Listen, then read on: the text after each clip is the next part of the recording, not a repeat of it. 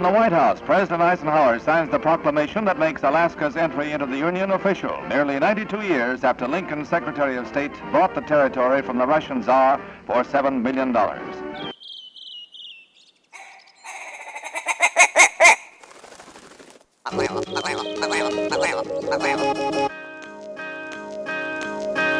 Alaska Wild Project podcast is brought to you by the following sponsors. Barney's Sports Chalet, supplying hunters with the best hand-selected gear since 1963. The exclusive home of frontier gear built for the rugged Alaskan terrain. Your one-stop shop for all your outdoor needs. Visit Barney's today at 906 West Northern Lights. Arbor Digital, the forefront of digital assets, cryptocurrencies, and wealth management, providing a low-cost, research-based investment strategy for Alaskans looking to invest their hard-earned money. Visit arborcapital.io today to put your money to work. Tailored Restoration 24-hour emergency home services, helping Alaskans restore their dreams since 1972. Services include fire, water, mold, post-emergency cleaning, repair, and remodeling. Give them a call in Anchorage, Eagle River, Matsu, or Fairbanks. Hit them up at tailoredrestorationalaska.com. Total Truck and Alaska Overlander, Alaska's premier supplier for custom automotive accessories and overlanding products, providing all-inclusive rental vehicles and trailers custom outfitted to explore the Alaskan backcountry with a unique and convenient traveling experience. Serrano's Mexican Grill, 2 locations, one on Tudor, one on Northern Lights. The Northern Lights location has their new tequila bar. Check it out. Also see their daily specials at serranosmexicangrill.com. TheTreehouseAK.com, located at 341 Boniface Parkway, Alaska's own and grown cannabis and CBD store. Ask the bud tender what the strain of the day is to get your 10% off. The Treehouse, where the culture lives. The Connoisseur Lounge, Alaska's premier locally owned and operated cannabis retailer, located in the heart of Palmer, Alaska. Their cultivated products include Snowcap Romance, Aurora Haze, Super Glue, and much more. Find them at theconnoisseurlounge.net. AKO Farms, located in Sitka, Alaska, built from the ground up with concentrates as their single motivation, with exclusive products such as their sugar wax, full spectrum diamond sauce carts, and more. Ask your local bud tender about AKO. Marijuana has intoxicating effects and may be habit-forming and addictive. Marijuana impairs concentration, coordination, and judgment. Do not operate a vehicle or machinery under the influence. There are health risks associated with consumption of marijuana. For the use of only by adults 21 and over. Keep out of the reach of children, and marijuana should not be used by women who are pregnant or breastfeeding. The Bait Shack, located on Ship Creek upstream of the bridge. Can't miss the bright red shack. They're the go-to fishing gear rental and guide service on Ship Creek. Tight lines and fish on. Come hook into the action with them. Hit them up at thebaitshackak.com. Snow Pro AK, your snow and ice management company specializing in business and residential properties. They know what it takes to keep your property presentable and safe. Give them a call for a free estimate at 280-7098 or visit lawnproak.com. Double Shovel Cider Company, located off of Arctic and 58th. Handcrafted Alaskan-made colonial ciders. They also have a tap room downtown on the corner of 5th and E. Stop by today and taste an award-winning cider. That's cool. Did he call you or did you call him? We talk probably like 3-4 times a day. Oh, like every day? Yeah. Oh, that's badass. Yeah. Do you ever tell him he needs to come back and coach? Yeah, all the time. Okay. He's busy. I know he's busy, man. He was, man. I talked to him today. He sounded wore out from his work. He grinds, but that's just who he is, and right? He's like, let's go to London. Are we live right now? Yeah, we're going to get beat up from him. Yeah. Does he still beat people up? I don't know. No, He's such a sweet guy. Scare people's pants off. Yeah. Hey, He's still scary. he still can beat people up. Oh, yeah, no. He is just like, that smile is deceiving. No, he's the best. If he loves you, he loves you, but Yeah. don't cross him. Yeah. Yeah, that's for sure. Well, and I like when we had him in, man, and I mentioned this before, just seeing him interacting with the kids at the rink. Well, I think he coached probably like 5 years ago now. Would it be that far ago or that long ago? He makes his cameo now and then, but him and I coached together for more years than I can even, count. But he he'd always be like involved. Even if he wasn't involved, he was still involved. You know, like he truly like he loves the Alaska hockey players. Well, and just like his interaction with the children and like hugging them and the parents smiling, it was just like, man, like he had a knack for like really like, you know, kids felt what he was bringing as a coach beyond hockey. Yeah, there's some respect.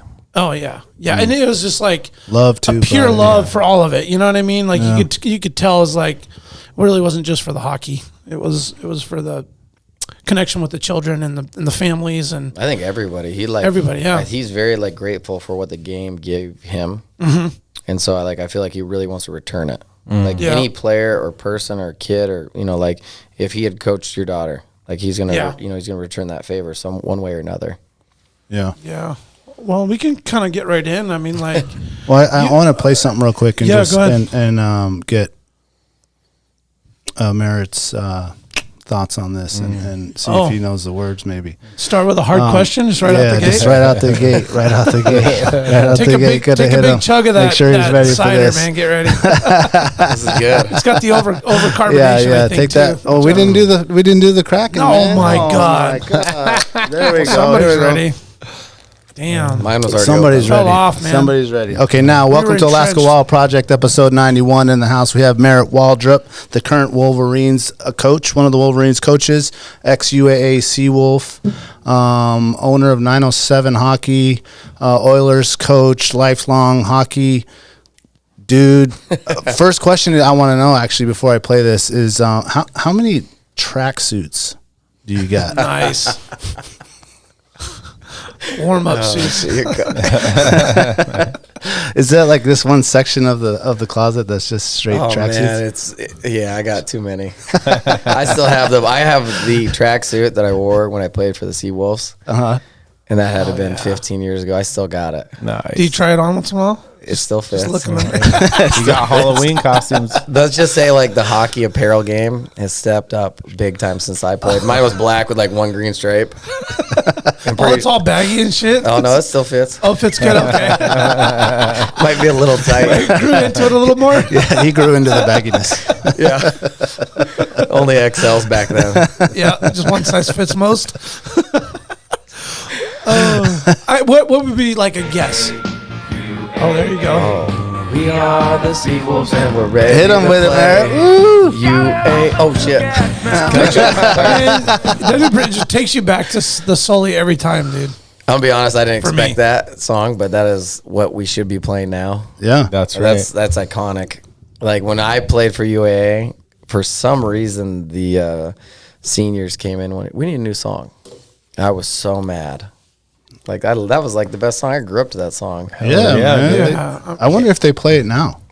They don't. They need to bring it back. They don't play it? No, I'll text Shazby and I'll say, hey, we need to bring back the song. Yeah, man. That's got to be like in between periods, pumping. My kids sung it today. They did? Yeah, dude. It's like a staple in our house. Yeah, everybody that grew up in Alaska knows the song. Dude, fuck or yeah. heard it. They need to on break a it back commercial out. or anything. Who wrote the song? Quick trivia, Jack. Whoa. Oh, man. Merit's like, I know. Kanye West. Yeah, soiled seed. Yeah. Kanye. We need to get that guy on here, dude. Shit. The Seawolf song Josh, guy. I think Josh Boots wrote it. Josh, yeah, man. Yeah, his cousin from the valley. Just a bunch of drunk boosters. Yeah. Was it an Alaskan? It doesn't say. I had to pull it up on YouTube. I had to pull it on YouTube. It just says UAA Seawolves rock song. It's got 16,000 views though. Whoever this guy is, I don't think this is the guy that made it. Actually wrote it. Or wrote it, but anyway, he got some play. I feel like it was a group of college kids that wrote it. Whoever wrote it like deserves a I want that. I want to believe. Yeah. Hold on, let's keep that going real quick. Hold on, let me just finish that song.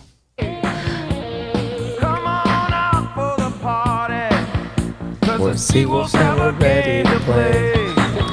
There's something about the Seawolves. Something about the Seawolves going UAA. Why would they get rid of this? I know, it's like perfect. Fucking epic, dude. It's like 80s rock ballad. It is. Yeah, it's right there with the guy with the mattress ranch and the. Oh yeah. Oh yeah. I know that song too. You remember Sadler? Lake Otis and Tudor? That commercial back in the day. What's that song they did, the Cal Worthington one? Oh yeah, Pussy Cow. Yeah. Pussy cow. Yeah.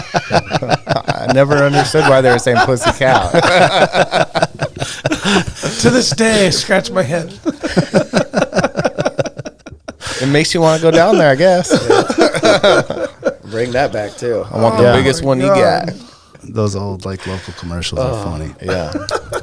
The Seawolves commercial I kind of picture back on was the one where they're like looking down on the ice and it's dark and you just see the skates skating around. You know what I'm talking about from a bird's eye view? It might have been before my time. Yeah. Before we get into the history, is there I mean, I've known you for a long time and I'm friends with a lot of your friends, and you have been one of the key people that have been immersed in Alaska hockey forever. For as long as I've known you and your name and your brother and your family. It just seems like you have been like at the heartbeat of Alaska hockey for so long. And I'm curious if there is one name of a kid that stands out to you in your coaching career when you're coaching. Maybe he didn't make it as far, but whatever, that season or that year, it was just like, man, that was the kid that just stands out in your mind for whatever reason. And what is the reason? To be honest, that's hard to answer, but like obviously right now the easiest is to say Jeremy Swayman, and obviously everybody knows who he is and what he's doing. I think he started skating with me when he was like a Bantam, first year Bantam, but like I remember like when he was that age, I was like, man, I'm having a hard time scoring on this kid. He's the real deal. Like I remember telling people like, Played D. No, he played goalie. Oh, he's goalie. He's Sorry, goalie did I for miss the that Boston part? Bruins right now. yeah. Oh, what's his name again? Jeremy Swayman. He Jeremy was up Swayman. for the Hobie, played at Maine, played for me, played for Keith, played with JJ. Just an unbelievable kid, an unbelievable athlete. Like he's one of the best goalies in the NHL right now. You know, so it's a testament who he is. And they are on a heater. And he just an unbelievable person, good kid, loves Alaskans. He's a guy that loves his home roots here. He's a special kid, and you could see it when he was 12. What do you think? What do you think is the main attribute to that creates that specialness? Is it his personal drive? Is it just his environment, or is there something that you can put your finger on that's this is why, or is it unexplainable?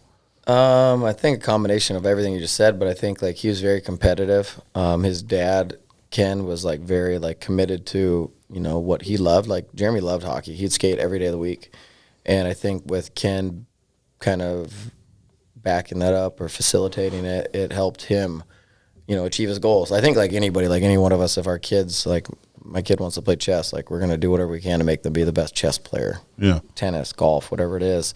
And his dad was all in on it, and I think they made a lot of sacrifices, and they were incredibly committed, and it paid off. Yeah, and it sure did. Yeah, and he's killing it. He's special. And he's been like that since he was probably 12. Did he leave in high school? Play juniors? No, he played for me as a 16-year-old, and then he left after that. Okay, played in the USHL at Sioux Falls, and then he went to Maine. He went to Maine as a true freshman and was up for Maine U? Yeah. Who else went to Maine? Barrett? Yeah, Barrett went there. Chris went there. We had a couple Alaskans go through there. Yeah. They all play at the same time, or is there different times, different ranges? I think Jeremy's got to be 20 years younger. Oh, he's 21 right now. Yeah, he's 20. I mean, he's a 98 birth year, I believe. He's a young buck. That's when I graduated, dog. But he's probably for me as coaching. This will be my 15th year of being involved as a coach, and he's probably he's had some of the most success, and I think the sky's the limit for him. But I mean, in my head now I'm thinking I got 10, 15 other names. I'm man, these kids left right now that have that. Just over the years, and I mean, even kids I'm coaching now, yeah. Alaska's we have a lot of very, very talented, gifted hockey players, both on the boys and girls side. Mm-hmm. And so it's pretty special to see those kids have success. Is there something that you can say pushes them to that next level, or is that their personal drive? I guess that's the question that it's always been asked. What what's the line that this one person is able to create this much success? You know, when did you see that? Like, and how do you like know that? I think some guys just got it. That's know what it. I mean? Like, I think they do. There's guys that get there, like we talked earlier, like Scotty Gomez. I think he had it. He just the had minute he threw his skates on. Yeah. You know, like JJ, like I think he always had it, but he had to like earn it. Okay. You know, and That's right. And he's That'd be accurate. one of 12 NHLers we have, or whatever the number is. Yeah. You know what I mean? So like, there's two sides to it, but I always tell like the kids I coach, like everybody has a different path. Some guys are easier, some guys are harder. Like some guys got to grind it out, some guys got to give it to them.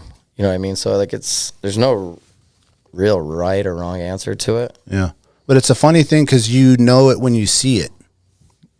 You know what I'm saying? Yeah. But you can't describe what it is, right? Like you'll see a kid, like I'll see at my kid's soccer practice, you see one kid, you're like, damn, that kid's sick. You know what I'm saying? He's like the same age as your kid and all this, and he just has it for whatever reason. And you see that in everything, whether it's swimming or skiing or anything. You're like, man, that kid just has it. It seems like all those people that just have it, they have the passion for it. That's like a step over. If you think of like just like back when we were young, like the snowboarders in Alaska were the top, and the best ones weren't like the most talented maybe, but that's all they thought about. That's all they did.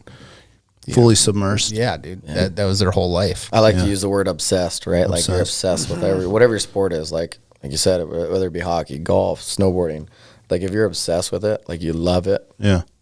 Yeah. You know? Yeah. Well, what's your opinion then? Because, I mean, this conversation's come up a lot with other parents and people that have their kids in sports, and they just, like, seems like they direct a lot of kids, like, just in this one obsession.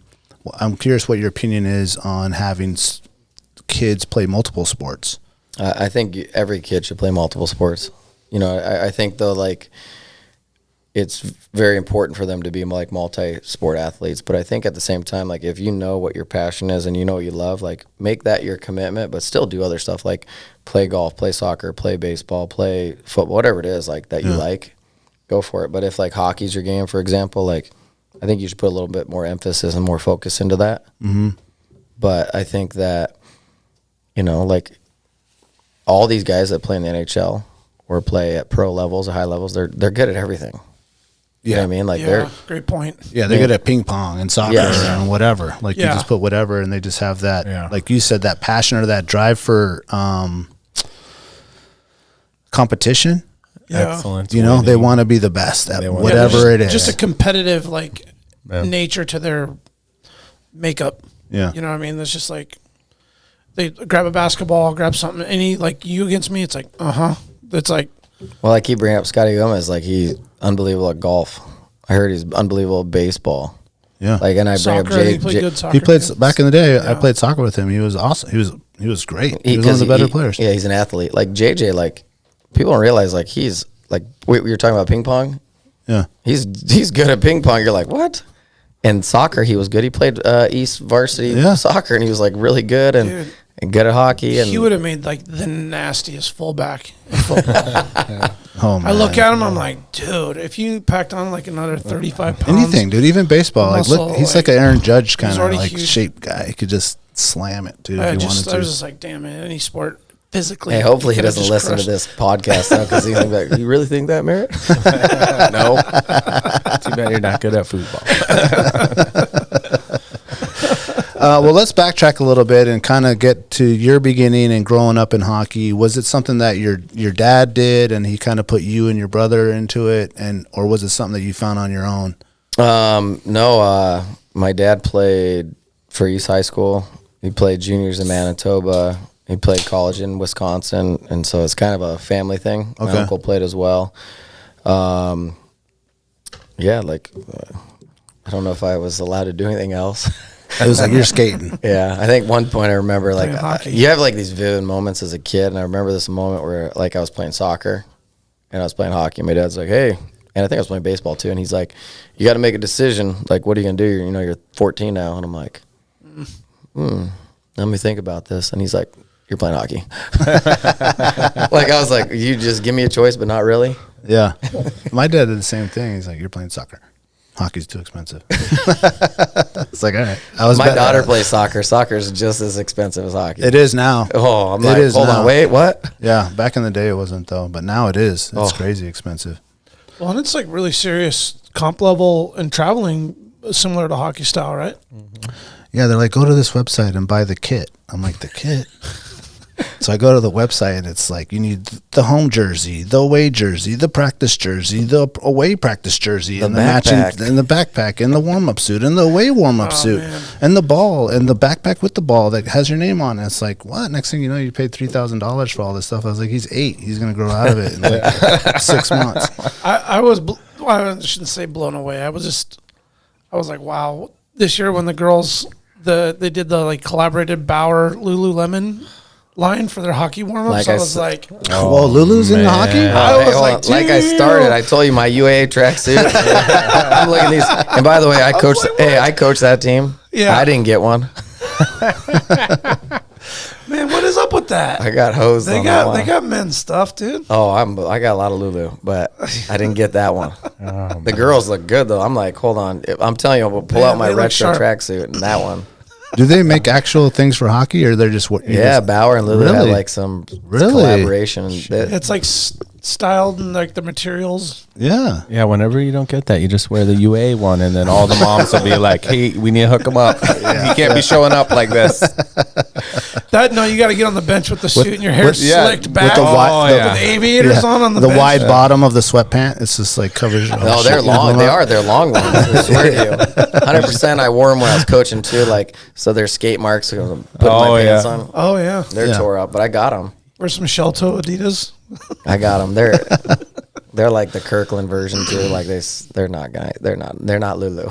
This is Kirkland. I was like, wow, man. Then they all got their gear, and it's like, yeah. And our team is 10 girls. Yeah, like, and they're hooked up. I was talking to my buddy about parenting strategies, like when your kid is in a sport. And I've said it on the podcast before. I had this deal where I went with my wife to my kid's soccer game, and I'm like the quiet dude, like my dad. My dad would come to all my games, but he wouldn't say nothing. He would just be like, "Do you have fun?" Boom, that's it. And that's it. That was all he said. Ice cream.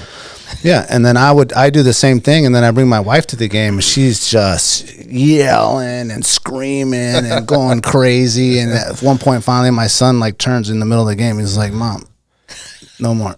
And she's just like so embarrassed, and I feel embarrassed to say the story again, but but I had this conversation with a buddy today or yesterday, and he was telling me how he felt like he did the wrong strategy as far as a parent. You know what I'm saying? As having kids in sports. And so I'm curious on your opinion, maybe like what was your dad's strategy versus like what your strategy is now with your kids, or what's the best strategy? So my dad's strategy, my dad was like intense. Okay. I could have that generation though, those hockey dads. I used to like, hopefully he doesn't listen. He don't even he don't know what a podcast is. He couldn't find podcasts on his phone. If you're over 50, you don't know what a podcast is. If I had a good hockey game, like everything was good in life. If I had a bad hockey game, I was getting my ass kicked. Really? Oh yeah. And that's what I mean by that. Like that. There's this random story. Like, so he came to every practice, every game. He would go to practices? Everything. Yeah. My dad was pretty much all in. Not pretty much. He was all in. Would he get on the ice, or he was just watching? No, he never coached me, actually, not once. He never one time coached me. I was very lucky. Like, I had a lot of good hockey coaches growing up. Mm-hmm. But I remember the story. I was playing Diamond High School for Dennis, and I scored, like, my third goal or something. My dad always threw his hands up, like, pick it up type vibe. So I score a hat trick, and I, like, look over, and he throws his hands up, and I just drop my glove, and I throw the middle finger up. And Dennis Sorensen's like, who'd you just flip off? Because, back in the high school days, it was full. Oh, yeah. And it was probably like, I don't even know who we were playing, but I remember it like vividly. Like, I flipped my dad off like in the crowd.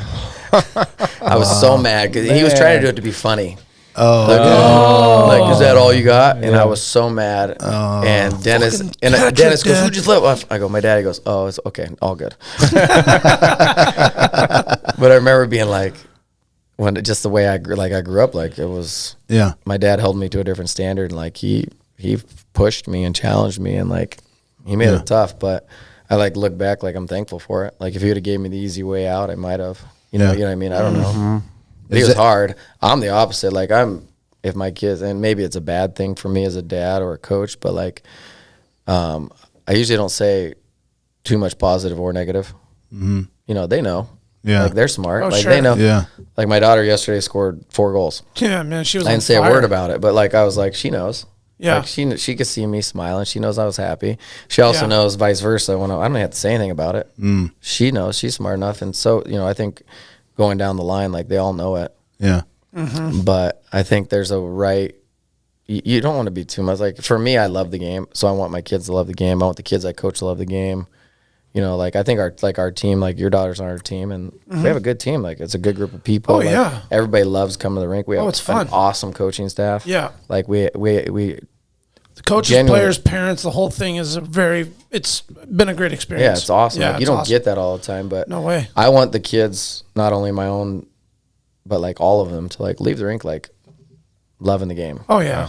Because you know they're not perfect every game. You can't expect them to, you know, be great every single time they touch the ice. But like we want them to like leave and love it and have fun and whatnot. So John Hill, who was my old coach at UAA, he's kind of like a mentor of mine. We talk a lot. Still, we ran some camps together after I got done playing.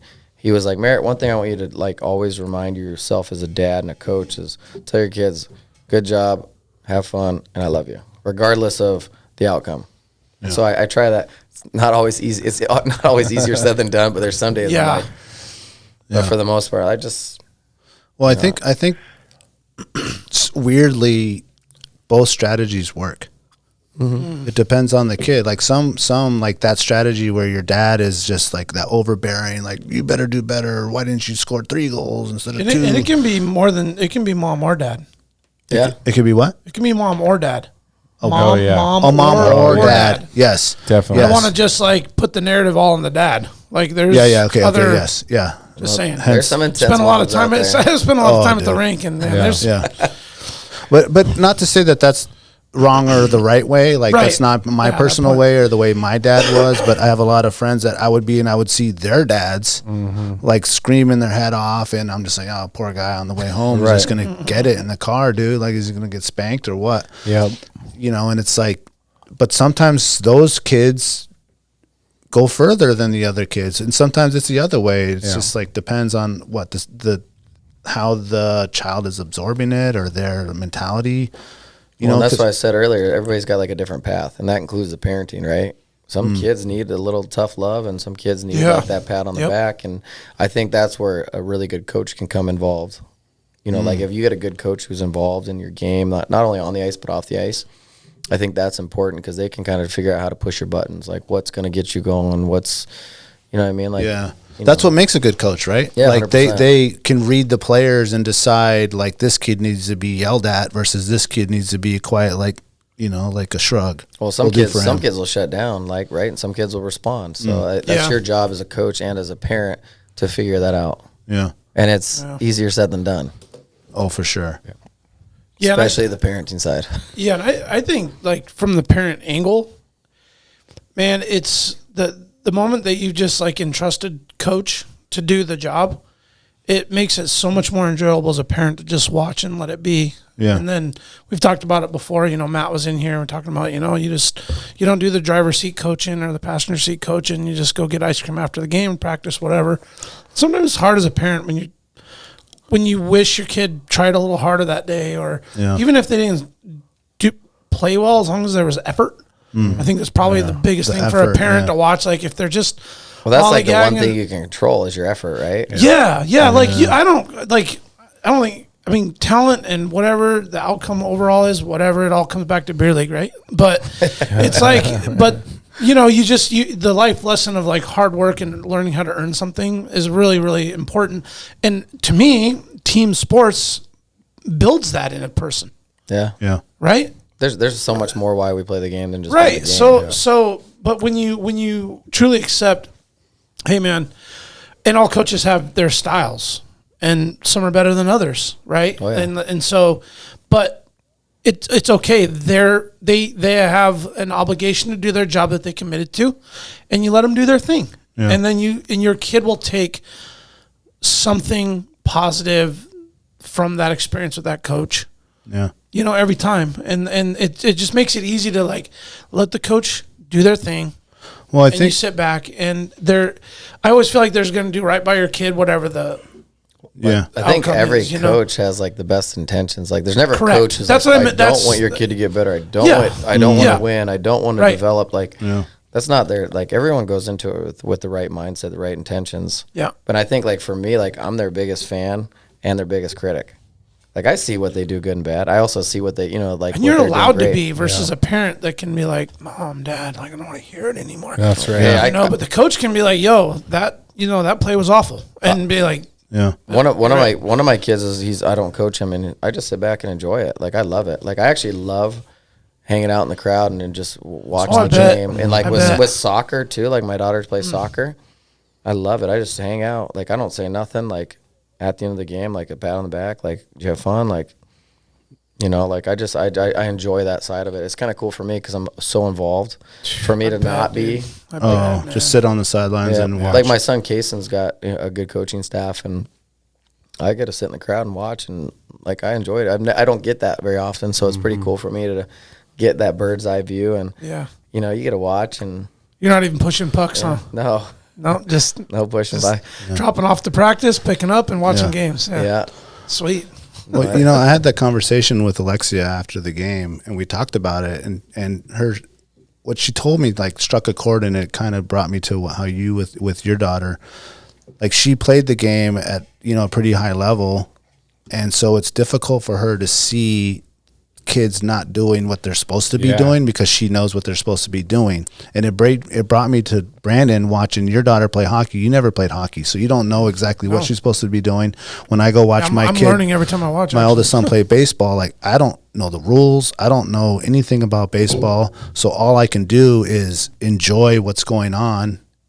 And I can't be like, well, you should have thrown to first instead of shortstop. I don't even know where the shortstop's supposed to be. You know what I'm saying? So it's like, to me, like when the parent doesn't know the sport, you don't have the want to coach or to like yell, because I don't even know what to yell. I'm not going to be like, throw it to shortstop, and it's supposed to be going to first or whatever. I say offside. Dude, that took me so long to figure out offside. Strikes with me from this summer, man. Just like coaching the kid, packs his baseball, and I'm trying to be assistant coach and just the fun coach and help him enjoy the game and have a good time out there, and not really a lot of like instructional stuff. Anyway, then you got my dad over there on the sidelines, and he's like, "Hey, Packy, do this. Hey, Jack, tell Packy to do this." And I'm just like, dude, just let him have fun, man. Come on, he's Gramps. 6. We want him to just have a great time. He's not going to Major League, dude. Like, we're 6. But yeah, no, and it was hard to like stay in that position. And then after the game, not like coach him, be like, "We're getting ice cream, man." Yeah. Like what Shazby was saying. Yeah, have fun with it for sure.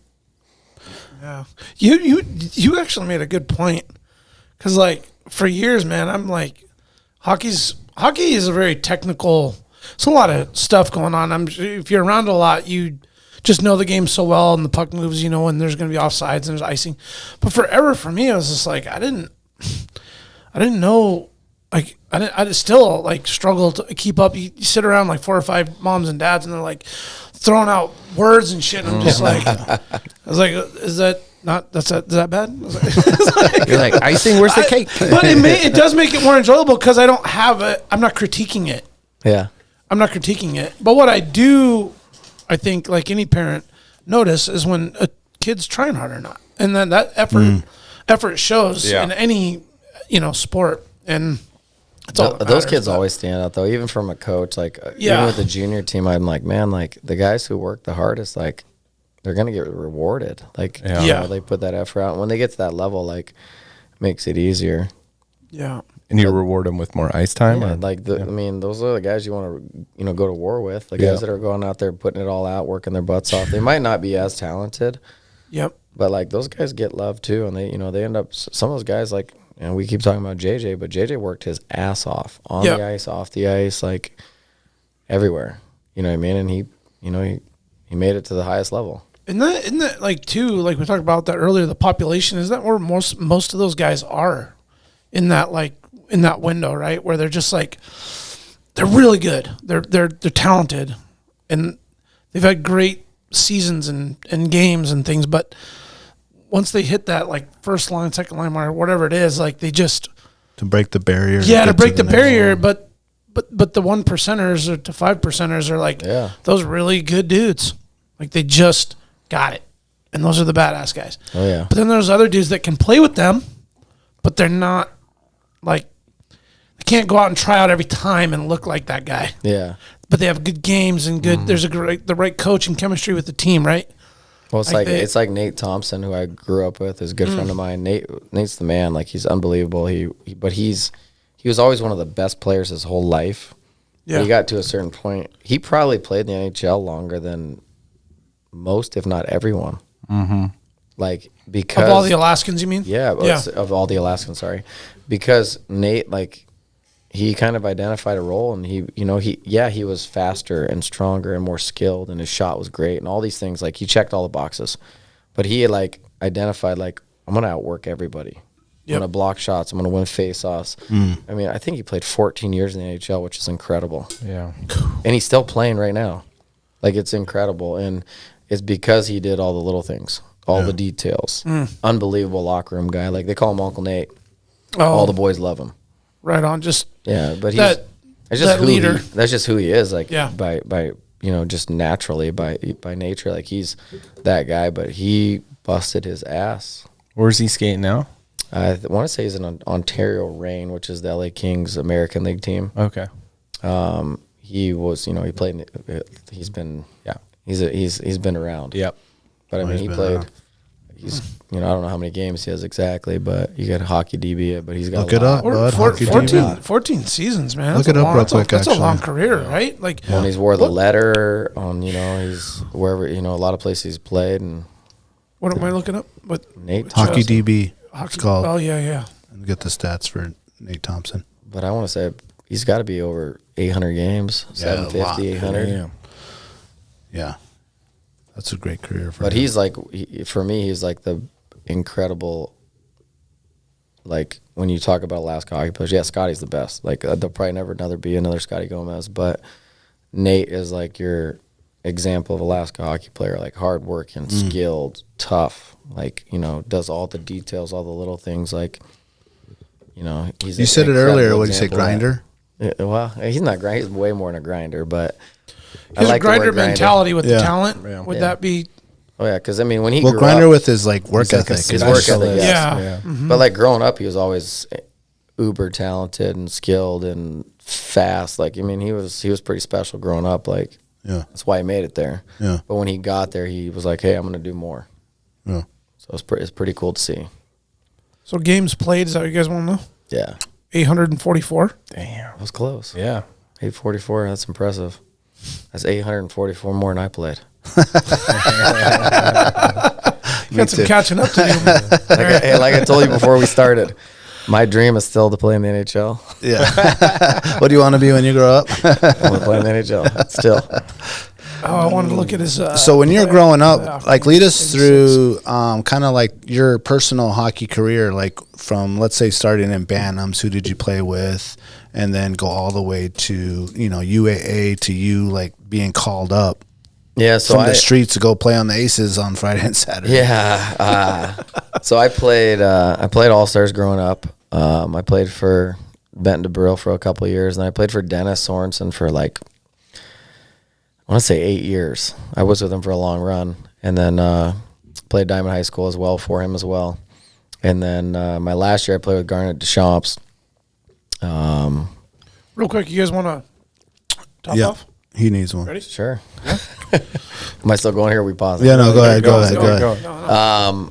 After that, I ended up going to play in Sioux Falls in USHL, which was an unbelievable experience. It was one of my favorite moments in hockey. Just playing there was great. I actually committed to, this is kind of a small world quick story, but I committed to Michigan State, and Brian Renfrew, who was up in Fairbanks at the time. He's got Alaska connections, Alaska guy. Family's still up in there. They're a great family up in Fairbanks. He was the assistant coach at Michigan State, committed to me. That's where I was planning on going. The NHL went on lock, and they basically were like, hey, we're keeping 3 or 4 guys that we thought we were going to lose to the NHL. What do you want to do? And I was like, I just want to play hockey. Like, I didn't really care where. I just wanted to play. Versus sitting. Yeah, and back then, UAA was in the WCHA, which was the best conference in the country. And, they were Brian Renfrew, who, like, still to this day, I run into him when I'm coaching and stuff. He's the head scout for the Winnipeg Jets. Thank you. He basically was like, hey, like, we would love to have you, but it's going to be tough. UAA would take you in a heartbeat. Thank you. And so John Hill, who's, like, in my opinion, one of the best ever, was like, hey, do you want to come? I was like, sure, I want to come home. I want to play. And so it worked out as good as can be, you know what I mean? I enjoyed it. I loved it. Played for UAA for a couple of years, or 4 years, and then played with the Aces for a little while. Then I went down and played in Phoenix. And then I think my connection with Louis and some of the guys, I think I must have played more games after I was retired than I did when I played. It was like every weekend, they're like, you want to play? I'm like, what do I get? And they're like, $50 and a new stick. I'm like, done. This is for the Aces. Yeah. And So I wonder why would they just not have enough guys? And they're like, hey, we know our buddy, he lives here. You could just jump on. Like, were you ever officially like signed with the Aces? I signed with them right out of college, but then I ended up going down to Phoenix and played for part of a year, and then just life happened, so I was like, I'm done. Yeah. And the year I was done, I want to say there was like between injuries and the whole East Coast AHL NHL deal, like guys are up and down, and it's not easy to get up to Alaska, so like. There was actually a lot of times I turned down games. It was like my kid's playing, or I'm out of town coaching or whatnot. But I think I played 20 games as like a sub 1 year, which the season's only 60. So I'm like, so it was cool though. Like I enjoyed it, and I got to play with, there was some that year the NHL was on lock again. The second time there was, Nate was home, and Dubinsky and Scotty, and it was pretty cool. Like. All the homeboys were all the everybody's local home, boys. everybody's home playing hockey. Well, it's a sellout at the Sully, which and that was like the best Aces year, dude. Like we went to so many games. It was cool. It was very all cool. the local boys were playing. Yeah. Dude, it was so fun to go to that game. You'd meet like, I don't know, a dozen of your homies. Yeah. Everybody be around. There's nowhere to sit, right? Everybody's just you stand at the wall, dude. Come on. The wall. I know what I'm talking about. So like Friday night I'd stand at the wall, and Saturday I'd play. God, man. And like I've mentioned this before in multiple shows, but man, just like I just took that for granted. Like I thought, oh, hockey's cool, and then like it'll reignite it when obviously the lockout will change and these players won't be here, but like hockey's gonna be next level, and then it kind of just like, so I think we are truly like obviously we're Alaska, but I think we're truly a hockey state. Like, absolutely, man. I like Anchorage is a hockey town, right? 100%. Yeah. But I like look back and I'm like, the UAA days when I grew up, you couldn't get a ticket. Right.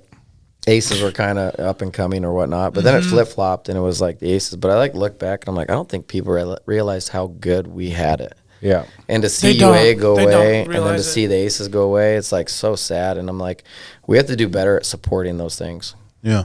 And like now that UAA's back, like we got to be all in on it again, because if we lose it again, we ain't never getting it back. Yep. Oh no, for sure, dude. And they're doing some good things, and they got local connections to the program, and it's pretty exciting. And then like obviously I'm involved with the Wolverines, and I really think that's the best thing coming, because that only helps youth hockey, but that helps the Seawolves as well. Yeah. So I think, and then Matt alluded to that. And then like even like the Ice Dogs are huge, and they've had success, and the Brown Bears are doing well. Like we're in a pretty intriguing, like I don't want to say network, but like you have 3 junior teams, you have 2 college hockey teams like in one state, which is pretty special, especially like logistically. We're we're in Anchorage, Alaska. It's like we broke up with our girl, but we found the next one. but like you guys were like, if you look back at the day, like when I played for UAA, like Phil Kessel just played his 1,000th consecutive game, played in the WCHA, and Thomas Vanek I played with and against, Zach Parisi, Jonathan Tays. Like people forget, like I'll never forget this. When I played for UAA, the U.S. national team came up and Patrick Kane and like all these like superstars were in those games. Mm-hmm. And I look in the crowd and I'm like, well, I know everybody's sitting there because there's 200 of them up there, but I'm like, do we not realize what we just missed out on? Yeah. I mean, there's multiple guys with Blake Wheeler and Okposo. Like those are two captains of NHL teams. Like they were here playing. You go down the list and it's never ending. They were playing against UAA. Yeah, every night we played against legit NHL superstars. Oh, I meant like they brought the U.S. national team. Yeah, up U.S. national team came back way back. They used to come up every now and then. Okay, but like, I mean, I remember like Patrick, like I was chirping Patrick Kane, and I'm like, oh, you're first round number 1 pick, best American of all time.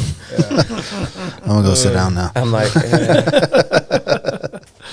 But like we had like even the Aces, like there's a lot of guys that played in the East Coast Hockey League then that ended up in the NHL. Yeah. And so it's like, I hope we don't lose it again. Like I'd like to see it, continue to grow like UAA. And one of the cool things about UAA being good when we were kids is there was a bunch of local guys on UAA, and so the team was awesome. It was sold out. There's all that energy there. It was fucking so hard to get a seat. But then, your parents, your friends' parents, they knew someone out there, right? Oh, yeah. Skating. So you had these people that you could look up to. You're like, oh, man, this can happen for me. And now that the Wolverines are here and, UA is back, now we have something for the kids to be excited about. Yeah, so like the Wolverines, I want to say we have probably 10 to 12 Alaska boys. Which is pretty badass. Yeah. And then like obviously some of those kids are going to play at UAA, UAF, which is good. Yeah. But like when I played for UAA my freshman year, we had 12 Alaskans. Like it was crazy. I was like, we have 12 out of 28 guys or 30 guys, all Alaska boys. Was Chris King the goalie when you were there? He left the year before. He was a senior when I came in. He left. Okay.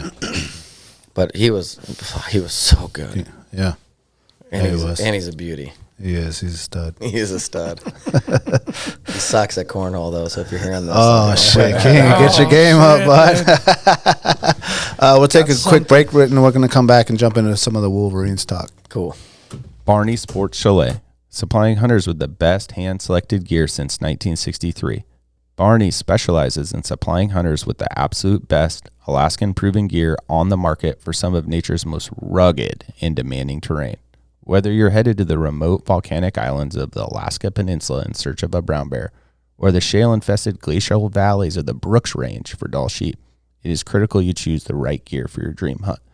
Don't miss Barney's exclusive brand, Frontier Gear of Alaska, tested from the high mountains of Tajikistan to the extreme conditions of Alaska. These products were designed for high performance and durability. Frontier Gear was derived from decades of experience hunting big game in Alaska. Paired with other top brands, it provides you the absolute best gear selection anywhere in the world. Stop in at Barney's Sports Chalet in Anchorage on Northern Lights or check out their custom website and reference tool at barneysports.com. Total Truck and Alaska Overlander, Alaska's premier supplier for custom automotive accessories and overlanding products, providing all-inclusive rental vehicles and trailers custom outfitted to explore the Alaskan backcountry with a unique and convenient traveling experience. At Total Truck, you can find brands such as ARE, RSI Smart Caps, Goose Gear, iCamper, Front Runner, Rigid Lights, Rhino Linings bed liners, and everything you need to outfit your truck or SUV. Alaska Overlander provides 4x4 vehicles and expedition trailers, custom modified for Alaskan adventures and outfitted with rooftop tents, fridges, and all the camping and cooking gear you need to start exploring. Visit them at alaskaoverlander.com. He's got the long hair, the beard. Yeah. It's funny. I worked with this girl. We're talking about Nate Thompson, and I worked one of my first years working in the school district. And I don't know, we're talking about hockey or something, and she brought up Nate's name, and she's like, fuck Nate. And I was like, what? I was like, why? He's like, he's doing great. He's like representing Alaska in the NHL. She's like, fuck him. When I was a freshman, he told me, I'm going to make the NHL and you're going to be sorry that you didn't go out with me. And I was like, was he right? And she's like, yeah, that motherfucker. I work with this girl was like hating on Nate. Like hockey came up and she's like, yeah, I know Nate, that motherfucker. And she's like talking shit about him. She's like, he tried to ask me out in 9th grade. And I told him no. And he's like, well, you had your chance at an NHL player. And I was like, see what happened? Look at you now, girl. Going home every night just crying in her pillow? Yeah, I was like, obviously bothered you. It's like 20 years later. He's like, who? Oh, I'm sure he wouldn't remember. Yeah. She would never let that die, though. That was funny. How did the Wolverines job come across your table? So actually, like I was involved. So the majority owner, or one of the main owners, is Aaron Schutt, who's a good friend of mine. I've coached both his boys and his daughter now. We've just been like really good friends for, over a dozen years. Like just one of the best dudes ever. Just an unbelievable person. He like loves hockey. And he was like, he just kind of brought it up one day at lunch. He's like, we should bring a junior team here. I'm like, that'd be awesome. And, long story, it's a very long story, but between him, Keith, and a few other people, Jay Frawner and Ellsworth, and Aaron Schutt, they made it happen. Yeah. And I think it was something we've kind of heard rumblings about for years, but they went and got it done. Like, you know what I mean? Those guys went and, made it happen. Like those three families, like, how'd they do it? Well, the timing is impeccable. Yeah. I think with them being involved in hockey, because none of the families were like, like growing up in it. Yeah. Like I think Aaron played high school and stuff. He's from Tok, and he played a little bit of basketball and played some hockey, and he just loves the game. And so he's got a passion for it. Like he's at every game, and those families are like really entrenched in it. They're awesome, man. Like, many of them. I always tell people, like, you don't realize how good we have it. These guys, this is like a hobby for them, and it's about Alaska hockey. Like, they don't need to do this, but they're doing it for all the right reasons, and it's so cool. Yeah. Like, and they're such good people. So, Aaron and I just kind of talked about it back and forth for years, and I think Keith's kind of the architect, I'd say, right? Like these guys are the brains, but Keith was the architect, kind of put it on paper and made it happen. But because of those three families, like, and there was others involved too, but like those three, brought it here for us. And, they're giving a lot of kids that we had last year that have Alaska connections might have not been playing college or playing junior hockey if it wasn't for the Wolverines. And now they're having success. Yeah. But like, I can't hopefully they don't listen to this, but I can't be like thankful enough for not only like my position with them, but like Alaska hockey and, like the future, like some of these kids hopefully some of my kids can get in the mix and they're good enough to play at this level and, goes down the pipe. Yeah. But you still coach Oilers teams too? I coach the Team Alaska, help with Team Alaska, and then I help my kids all play in the Oilers. So like Kennedy's on my girls team with Carrie Jokiel and Kay Lowers and Adam Campbell, and then I coached a lot. Like I just got off before I came here. I came from Learn to Skate, so I'm out there. You didn't come with the tracksuit though, dog. No tracksuit. I left it in the car. It's under this flannel. Real quick. Oh, I just swapped it out quick. But yeah, no. So the Wolverines thing, man. Like just because we have some people who love the game, these people are unbelievable, and they have a great passion for hockey and for Alaska hockey. Yeah, like they made it happen. Well, I will say, in all honesty, I haven't been to a game because every time I've tried to go, it's been sold out. But my kid, who doesn't play hockey, I mean, he likes to go skate and we go play hockey, but he didn't have interest in like actually playing on a team. Yeah. Which like saved me a bunch of money. But we still go play and skate. But he's been to more Wolverines games than me, and all his buddies go. And they go like as friends. They're like just like 8, 12-year-olds in the game over there going. And it's just, I am so happy that he gets the opportunity do things that I used to do when I was a kid. Like I was a soccer player, but we would still go to all the UAA games and the Anchorage Aces games back in the day. And for him to have a team to go, and like he rocks the hat and all that stuff, and like the vibe I've heard of in that place when it's going down is just like what I always hoped and envisioned that my kids would have the opportunity to see that, which went away for whatever, like, 5 years. COVID, and then the team's folding. Like, it was gone for a while. Yeah, so it's so cool for them. And then now with UAA coming back on board too, it's just going to be. No, and I think hand in hand, it's pretty badass. Like, you got a game every weekend between us and them, and they're good hockey. Like, it's really, really good hockey. Yeah. How many games in a season? I want to say we play 64. Don't quote me. That's a lot. Close. I mean, I know we have 38 games left as of today. So I think. How are they looking?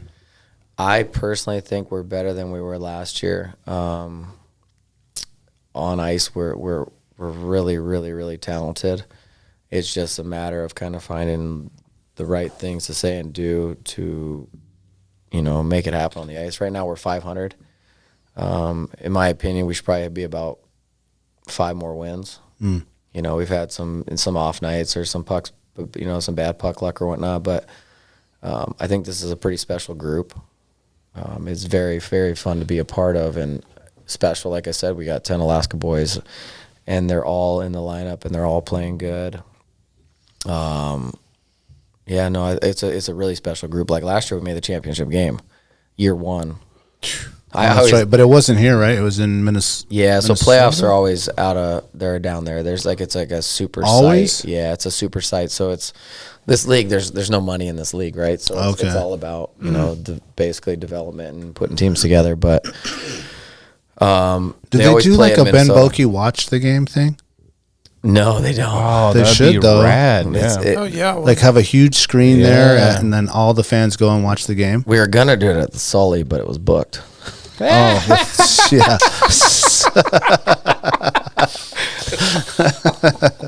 it's booked up, all right. Yeah, it's booked. It's booked up. No, but the environment of the games, like when I first found we were going to Ben Boeke, I was like, oh, this is gonna suck.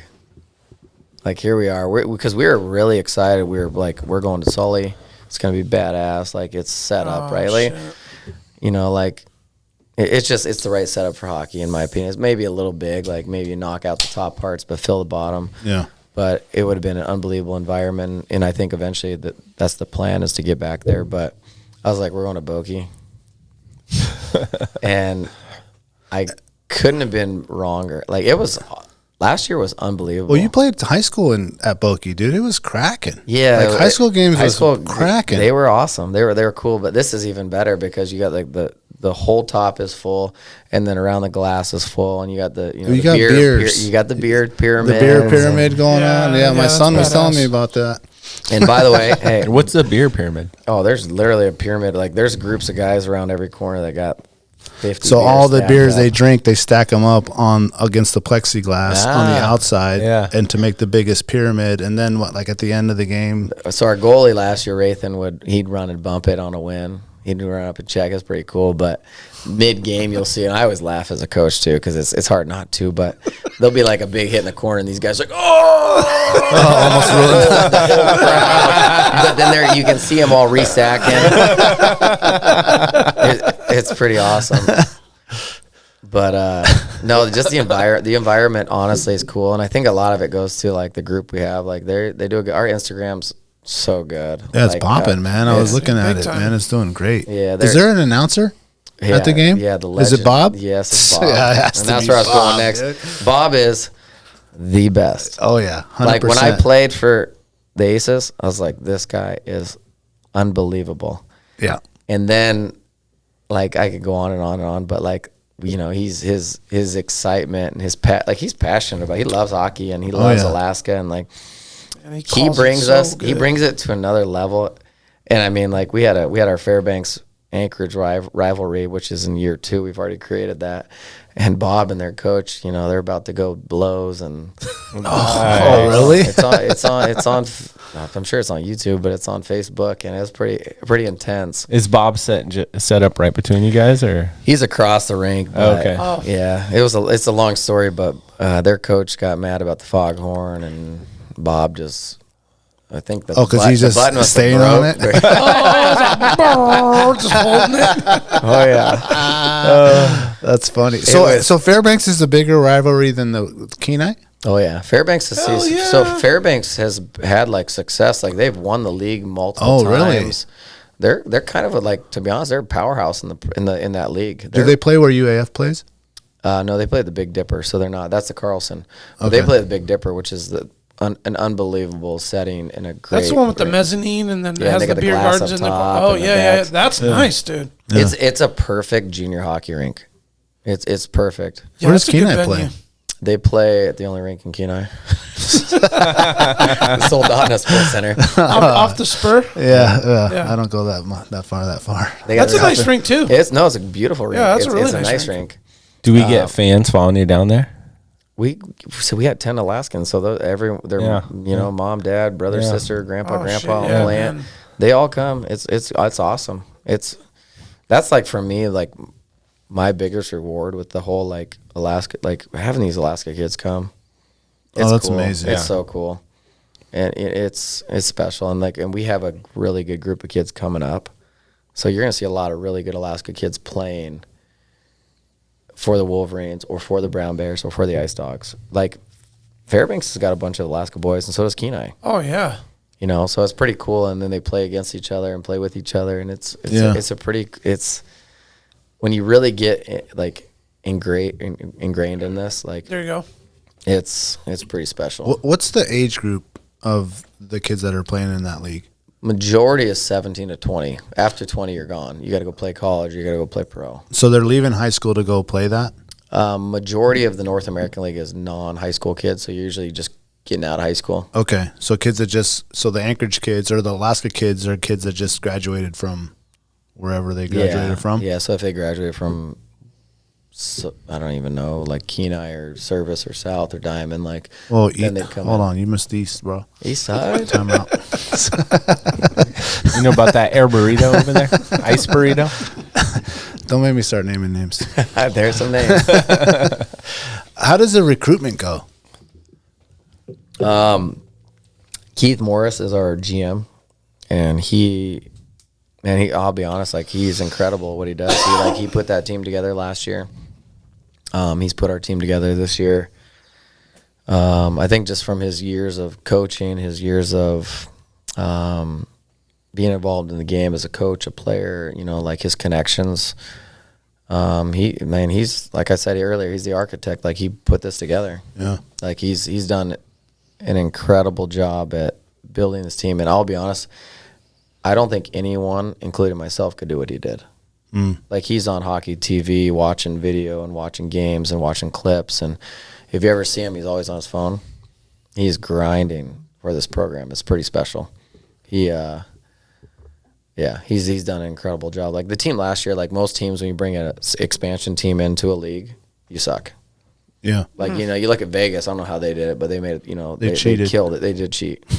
But then you look at Seattle, you look at Seattle last year, and you're kind of thinking, they weren't very good. No. So in reality, we should not have done what we did last year, and we made it to the championship game. Final 2. How was he able to do that? I mean, a little bit of luck, but I think just, moving pieces and knowledge of the game and experience and connections. I mean, we found players that you're like, how? And some of those kids had no other opportunities, but because of this program, they were able to come in and have success. I mean, we had 3 or 4 kids last year commit to big-time D1 hockey schools off our team that really didn't have anywhere to play before that. All right.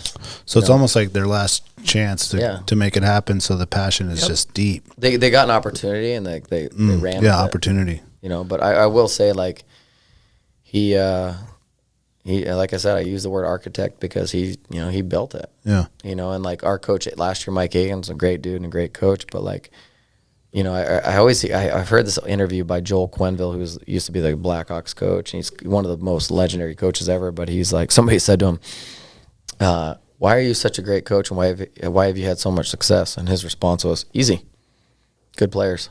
It wasn't the mustache? And I was like, "Oh, yeah, he does have a good mustache. Oh, He's man, got a good mustache." thick. But I was like, "Oh shit." Okay, all right, yeah. Like sat with me. I was like, "Makes sense." Yeah. Well, it's probably easier now to recruit. Now that kids go to the games and people go to the just see that arena, or like Ben Bokey, but you know what I'm saying, and just the love, the passion from the fans and the youth and the kids that are in there screaming. Like, man, if I was a kid, I'd want to go. Yeah. Well, and I think it's only going to get better. Like as this ownership group and the coaching staff, like we have like Evan Trupp, who's a local legend, like UND boy, played at South High School. Like dad's a beauty, brothers are beauties. Like just a good dude, good family. He's our head coach, and Nick Walters, who was with UAs for like 6 years. Nick is man. He was in charge of the sports camp. I brought that up with Shazby. Dude, the best guy I've ever met as far as like the love for what he wanted to do with the kids and his ability to communicate with the kids and with the parents, and just like he was so cool, man. He's a good person, which I think is super important. Like you can be a good hockey guy or whatnot, but he's a great person and a great hockey guy. I think that he's almost underappreciated. I think he's going to do really big things with hockey. He's been great with us in year one. Yeah. Like I'm excited about him. Like he brings up good passion. He loves the game. He loves the kids. Like he's special. And then Trupper's awesome. What are some other places when you guys go out of state to some of these other teams that have like really good vibes in the game? Like the crowd is crazy. Are they all like that? No, ours, I'd say Fairbanks and us are the two best I've seen in our division. There's teams in other leagues. Like we went to playoffs and we played. I don't remember who we played last year, but there was like 50 people in the crowd. Oh, really? Because they're Minnesota teams, so like you're dealing with Minnesota. You got the Gophers, the Wild, St. Cloud, Mankato, Bemidji. Like you have all these like tons. Other hockey. So you want to go watch the go. North American League?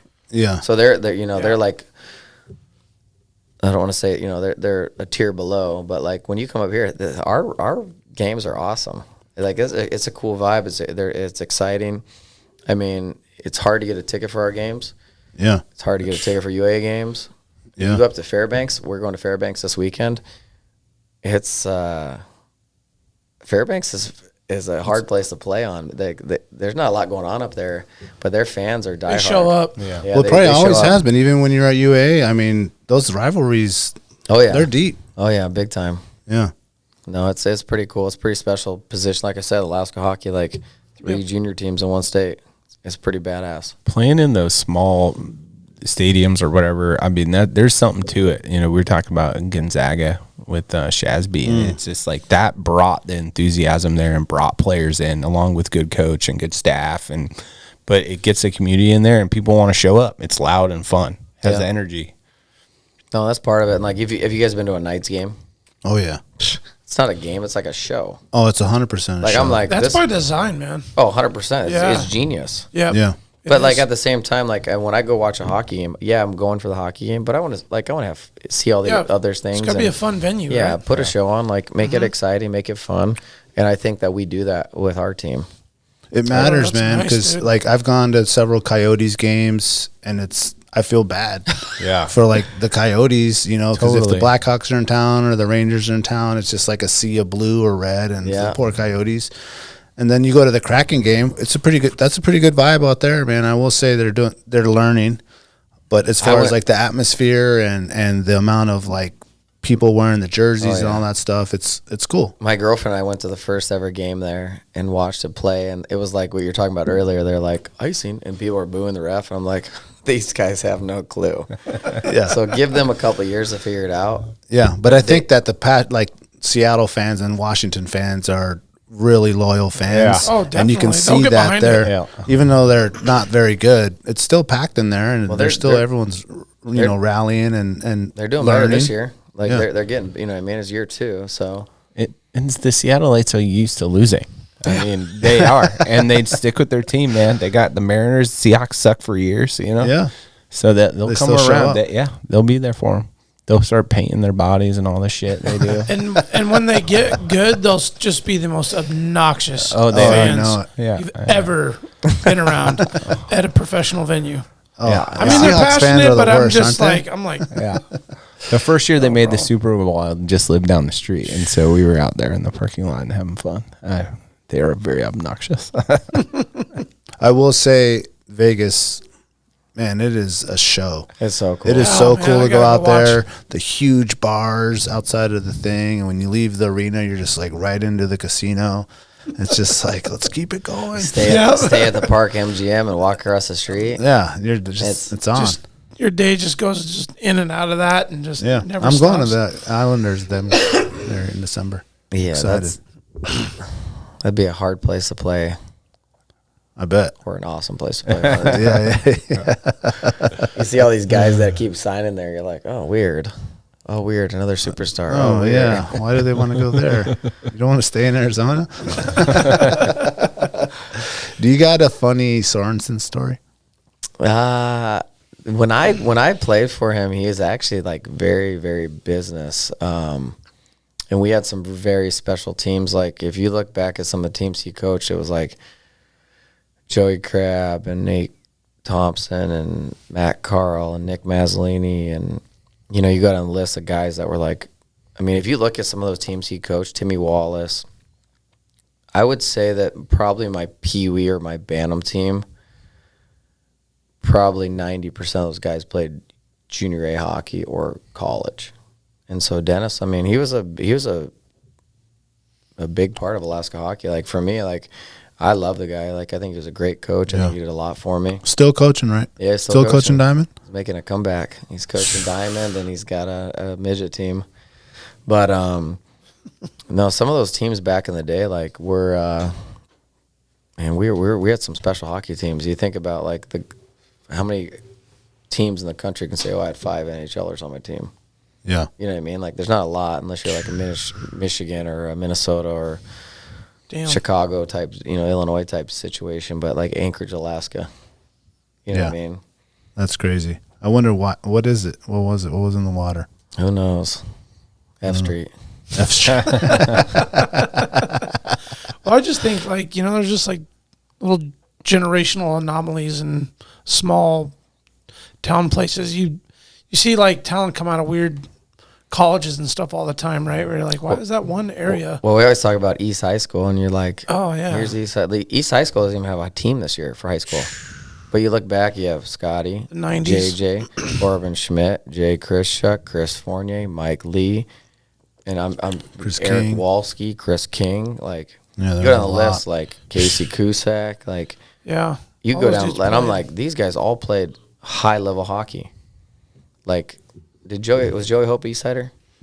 Joey, I don't think so. Like, do you say Leezy? Mike Lee was on the U.S. national team, like, and then he played. He's an East Side guy. JJ, like, I go down the list, like, and I'm missing a lot of guys, but like, there's a lot of good hockey players that came out of East High School. I think watch out if the Polynesians start playing hockey. Yeah, that's what I say. They're gonna change the game. I mean, there's the one dude that we play against, like, everyone just, like, the Red Sea is parted, dude, when this dude lines up to shoot, man. I don't know what his name is. Just get out of the way. Oh, man, he's a hoss, dude. And this boy's got hands, dude. He's got hands, and he can skate, dude. You feel so stupid. Can he skate, or are you guys getting older? Is it a combo? Oh, we're old. He's older, too. He's older? He can't keep up to his hands. Okay. Yeah. It's over 35, right? But still, man, he goes to shoot like a wrister, and you're just like, move out of the way. Oh, yeah. This dude will take your teeth out. Yeah, no more half shield. Yeah, I got to find out what his name, man. He's a cool dude. He is cool. He's got some hands. Yeah, he's pretty dirty. The first time I was like, oh, dude, you're done. I'm going to poke that away. And it was like, oh, that's so stupid. There should be like a Polynesian like recruitment. Totally. For hockey. Those big boys, man, those kids can go. They're athletes. Just natural athletes. So is this the first year East doesn't have a hockey team then? I don't know if they had a team last year, but like I think East and Bartlett combined this year for boys. Okay. It was just the amount of skaters. They couldn't field the team. It wasn't like funding. A lot of players. I don't know if East would have been able to put one together either way. But a lot of players left Alaska to go play elsewhere. Oh, sure. I think we lost almost 100 kids. Oh, really? Yeah, like outside. 100 like elite level kids are gone. 100. Like maybe more. Yeah. And when you were in high school, like how many do you think left then? It was very rare that Alaska boys left. Like if you went to like a prep school, understandable, but most guys didn't leave until they had to. And then they were going to like elite level programs. Like I feel like a lot of kids now are making lateral moves. Oh. Back then it was like, oh, you left All-Stars and East to go to the USHL to play for the Lincoln Stars or Omaha Lancers. Yeah. Now it's like they're just leaving to leave. It's actually it's kind of a sad state right now. Just a sidestep. Yeah, it doesn't really like. It's a lateral move because you know if we keep these kids here, we have just as much or more success. And 100 kids. You spread that out amongst all the city's high schools. There have been some good hockey teams. Yeah, and even like the Tier 1 teams and et cetera, right? Like it's across the board. Our Tier 2 level gets better. Our Tier 1 level gets better. High school gets better. Like there's but I said earlier, everyone has their own path. You know, you got to figure it out and you know, run with it, make it the best you can. What's up with Wiley, the mascot? Oh, God, he's a legend. Is it? Oh, yeah. I was just looking at your guys' website, the Anchorage Wolverines, and it has like a vote for Wiley for like the mascot of the nation or something. What is that? He's a Hall of Famer. Is it? Damn, year one? Guy's a legend. He's real. He's not an actual mascot. Okay. I got to pull a picture up, man. Let me find this guy, dude. Keep talking. He said he's real. What does that mean? He's a real, like, it's not a mascot. It's a Wolverine.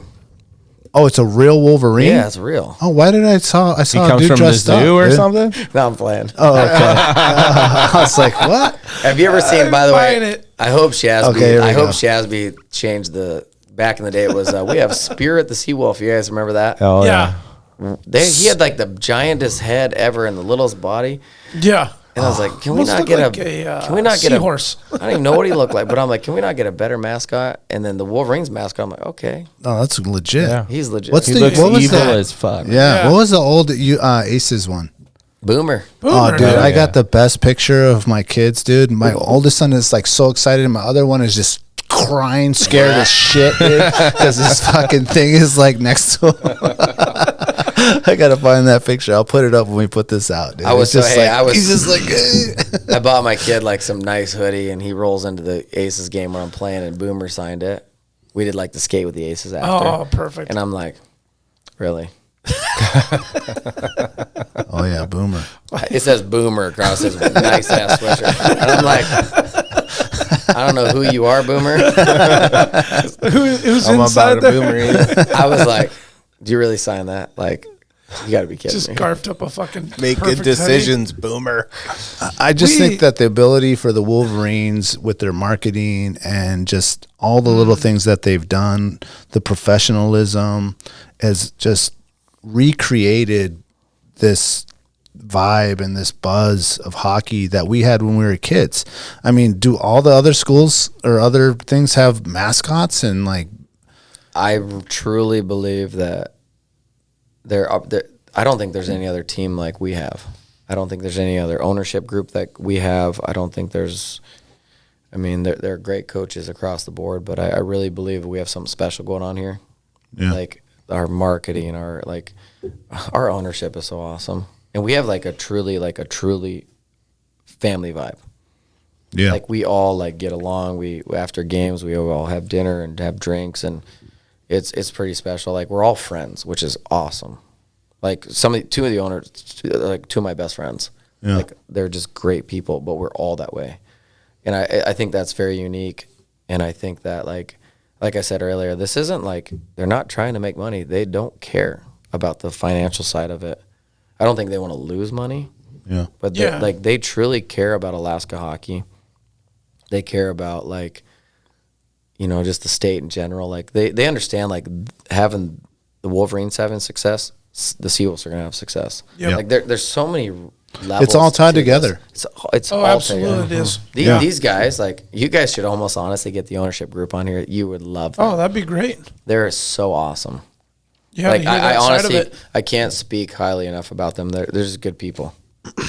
Like, they're awesome. Yeah. We'd love to do something live over there at the game. That'd be awesome. Oh, man, that'd be cool. amazing. Like, Bob, scoot over, but we're going to come in. Shit, get Bob. You guys, have you got Bob on here yet? Not yet. No. Not yet. He's on the list. He's on the Dude, list. he's a Bob's busy the guy. man. He's awesome. Yeah. He's best between 6:30 a.m. and 8. Get Bob. That's what Brock's at. What's cool too is Before work. apparently Brock hates the Baby Shark song, Oh, yeah. and Bob plays it at least 5 times a game when Brock's there. Oh, on purpose. And he points up at him, and he's like, and I crack because like Brock's awesome, Bob's awesome. Like, I coach, carrying Brock's daughter Will, Yeah. my daughter's best friend. I'm like on the bench, like trying to be professional, and I hear Bob like, "Baby shark," and he's like pointing, and here's Brock just like, because Brock's a true hockey fan. He loves the game. Oh, yeah. He's- Big Philly guy. Poor Calls guy, out like play-by-play. Poor guy. Loves the Flyers. Are they in the East Coast or are they still in the NHL? Oh, yeah. Yeah. I could have played. I could have played for the Flyers. Yeah. You still can, actually. Yeah, true. The Like I dream's said. not alive. When you grow not up, dead you yet? can play for the Flyers. But dude, those guys would be beauties to get on here. Oh, yeah. Oh, yeah, for sure. For sure. We have Brock online, but he did some other podcasts, and I want to wait. I like to not do the same thing as other people have done recently. Let's give it some time. Yeah. We'll get him on. Sensitive subject. Have you guys seen the True Hockey Fairytail about the year 1 about the Wolverines? No, it's just The right what? now. It's just a trailer. It's not out. It's not out Yeah, yet. yeah. What I is meant it? to say the trailer. That's what I meant by Yeah. that. Yeah. It's like a You documentary. can pull it up. Yeah, it's a What? documentary on the first year. And it's On pretty YouTube cool. or You were what? talking about Keith and like the whole network of everybody in there and just the little tidbits that I honestly, like, last year when they did the whole True Hockey Fairytail. it's under, if you Instagram it, it's called Hybrid Color. Hybrid color. Oh, hybrid colors thing. Yeah. Good. First off, those guys that run that are Oh, those dudes awesome. are legit. Dude, Dude. they're Oh, yeah, such they're good- the cool They were dudes. actually a huge part of our success last year. They were there Oh, and they were there every single day. Like at first I was like, oh, these guys are videoing. This is kind of weird. Like, not sure how I feel about it. And then they were like part of the team. It was pretty special. Those They're guys committed did to it. What is they it did called a- again? True. Did they do it on their own? A Or? True Hockey Fairytale. No, I think our ownership group brought them in. I don't know the Okay. details of that, but Yeah. they brought them in, and I really like. They have thousands of hours of video. They were on every road trip. They went to playoffs, and if you think about the story that we had, like, here's this new team. No one knows. We could have went 2-50 or whatever it is, right? Mm-hmm. But we end up Just making Google it. playoffs last 10 games. Right. Have success, win our division, make it to the Final Four, win our division against the number 1 team, make the championship game. Those guys were literally there from start to finish. Like, I would literally watch those guys cry at times because they were so invested in the group. It was special. That's rad. And so for them to do, like, the whole documentary of it, I truly believe, like, these guys are they're incredible. Like, they're incredibly polished. Oh, they're so professional. They're top of the line, dude. I want to say, like, they've won. They've done a lot of really, really cool stuff. And these dudes, man, they used to do like hip hop videos and stuff for us Yeah. back in the day. Like, these dudes are Alaska they're- dudes that have been doing it for a long, long time. The whole group they're awesome. But I really believe that when that movie comes out, or the documentary, whatever you want to call it, Yeah, I got it right here. No, this is a launch. This isn't the documentary trailer. This is cool as hell. This is cool as hell. so everything they do is cool, man. It's so cool. But when this comes out, and I don't know if it hits Netflix or Amazon, whatever it is, Hulu, it's only going to help what we're doing. There it is. There it is. Oh yeah, it's. Let's see if I can turn it up here. You got to take up. Yeah, there you By go. the way, I'm right there. Oh, they got Scotty G with the fresh haircut on that? championships. The ownership group announced the franchise would fold for financial reasons. We let him know we appreciate him and we don't want him to leave. There's Boomer. Oh, Boomer. He is skinny. Oh, you're thinking about it. Sullivan Arena right now is still a homeless shelter. It was questioned, what type of hockey town are we? There was a perfect storm. We just came out of 2.5 years of being shuttered. The North American Hockey League is coming to Anchorage. Joe Blue Line. Oh, yeah. Anchorage Wolverines. This is a good hockey league, and we're starting from scratch. Did you come with a roster, or did you have to go out and find 20-some guys who hopefully can skate forwards and backwards? You are joining the business of hockey. This ain't gonna be easy. Everyone's fighting for 7 spots. I'm gonna keep you here right now, like you've earned that. Hey, don't hate the player at the game, man. There'll be some struggles early, I think. You have to have problem with it. You have to stand up. Like, it was silent in that room. We need to win the crowd over. If we have to go, we go. Right? Do it together. There are reports of explosions and attacks at several major Ukrainian cities. Oh my God. Тато залишився захищати Україну. Text me and I'll come and meet you wherever. It's really hard to let your kid go. Most of them 17 to 20 years old, dealing with girlfriends. They're away from home. Guys are playing with a broken this, broken that. You don't know how many more runs you have at. I know we're tired. I know we're banged up. Can't fucking hang your head. Together we are strong. Season's on the line right here. We were building this team for next year, and it just, we went on a run. We are shocking the hockey world right now as an expansion team. We should be where we're at. We're a first-year organization. What we're doing could be the difference in all of our careers. He's gonna stop us. Badass production, dude. It's Badass intense. production, man. Yeah, it's Good super shit. intense. Might be going down as the greatest inaugural team. Everyone listening should go watch this. Oh, it's incredible. Have you seen it? No, they haven't finished it yet. Yeah. Are they doing it again this year? No, not right now. There's talks about maybe doing some more. They've done some footage, like in case they want to. Like they've come in and done some like pre stuff and whatnot, but we'll see. A True Hockey Fairytail, year 1. That thing looks really great, doesn't it? Hey, I will tell you, like, I've seen some of the clips and some of the stuff. They've done some behind-the-scenes stuff for, like, the team and the players and the coaches. It's awesome. Like, and, like, they have thousands of hours of footage. Like, I bet. You want to talk about, like, going all in. Those guys, like, kind of rolled the dice. It could have been, like, a bust. Right. Like, these guys suck. Like, they didn't win. But, like, the story itself, the only thing that did not, like put the golden stamp or whatever, the cherry on top, was we didn't win. Yeah. And we were this close. Like, we lost, I think the finals was 3-1. You know what I mean? That was just the one game. And it was probably the one team we didn't match up well with. Like, we would have beat anybody else. That team, just the way they played, is, you know, like you watch the Patriots play the Dolphins. Dolphins, for some reason, always got them. But that was the one team that got us. Yep. But out-coached, you know. Never. Oh, that's what I heard. Never. Shoot, man. It wasn't the players.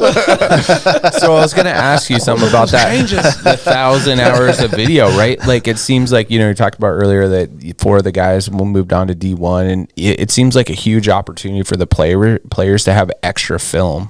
Oh, yeah. Was that used for the kids? Our league has a really cool thing called Instat that has like video and stats on every single detail. So a lot of that stuff is like they have access to all of it. And the game has changed like from the day I played to now.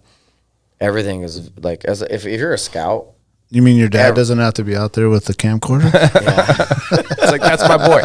Season 1, game 26. Editing the clips in MySpace. Making videos for you? Record over the bad stuff. Yeah. This one's I'm going to record over this 1981 World Cup game. Yeah. on VHS still. This is my son. He scored a goal. But I do think that this show or like this documentary, whatever you want to call it, I really think that's it's gonna kind of take off both our team, our league, and then like it's gonna like some of these kids like. That's so cool because they don't even have to do that. No, they but don't. They are doing it. Like that's so rad. And to have a local company like Hybrid, which is awesome dudes doing it with such professionality. Like those dudes do a ton of professional stuff, and doing that for the love of it. They've worked with me on a couple commercials, so I know that they know what they're doing. Because I'm like, you try to read some lines, try to rewrite. Can't even say what I'm gonna say, but try to reread what you just wrote there real quick. I'm like, True, they're good. They're like, those dudes are legit. Well, and I feel like there clearly was something special that they saw needed to be documented. Yeah.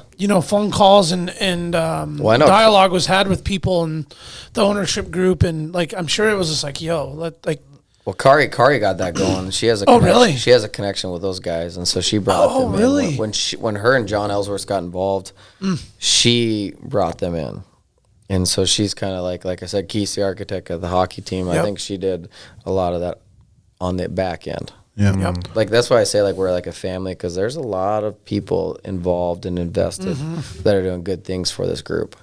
Yeah. And that's what it takes in today's age. There's no one else in the league that does this. Like so that's what I'm saying. Like other teams are like, hey, we want to get in on this. Like they were like trying to get in on the videos and conversations and shit. Our hybrid guys almost fought one of the teams one night. The coach threw the camera out of his face. I'm like, and they were like fired up. And like they were like I said, they were part of the team. They were.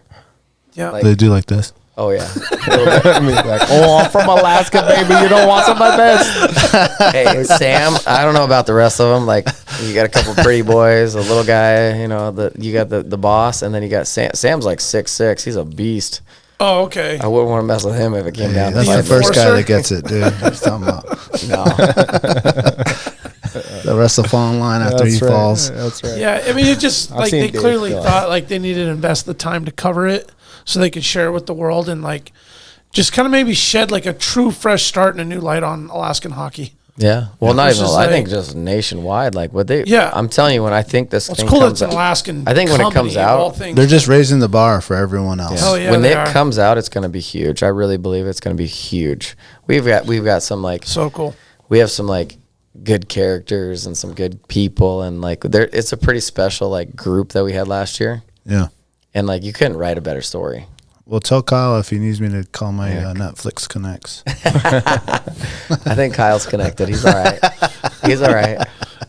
All I know is if Kyle's listening to this and he plays the one clip that he's not allowed to play, we're gonna have issues. Oh man, Kyle, send it to me. Kyle, send it to me. We'll play it on the Patreon. Patreon.com/AlaskanWildrush. I gotta pee. We'll be right back. Do it. The Treehouse AK, your one-stop dispensary located at 341 Boniface Parkway. Be sure to ask the bud tender about their deal of the day, because honestly, there's always something good on deck. And guys, listen, this is where the culture lives. At the Treehouse, their dedication to servicing consumers has been developed through a lifetime of involvement in the cannabis culture. They're committed to providing the highest quality products at whatever value your budget affords, while always maintaining the deep-rooted principles that have carried them this far. Their focus is on relationships over transactions, and you can always depend on them to treat you with the respect you deserve. Hit them up at thetreehouseak.com, and remember, you must be 21 years of age to enter their store. Tailored Restoration, 24-hour emergency home services, helping Alaskans restore their dreams since 1972. Services include fire, water, mold, post-emergency cleaning, repair, and remodeling. Tailored has an emergency response number with trained professionals available to help you at any time, day or night. Give them a call in Anchorage, Eagle River, Matsu, or Fairbanks.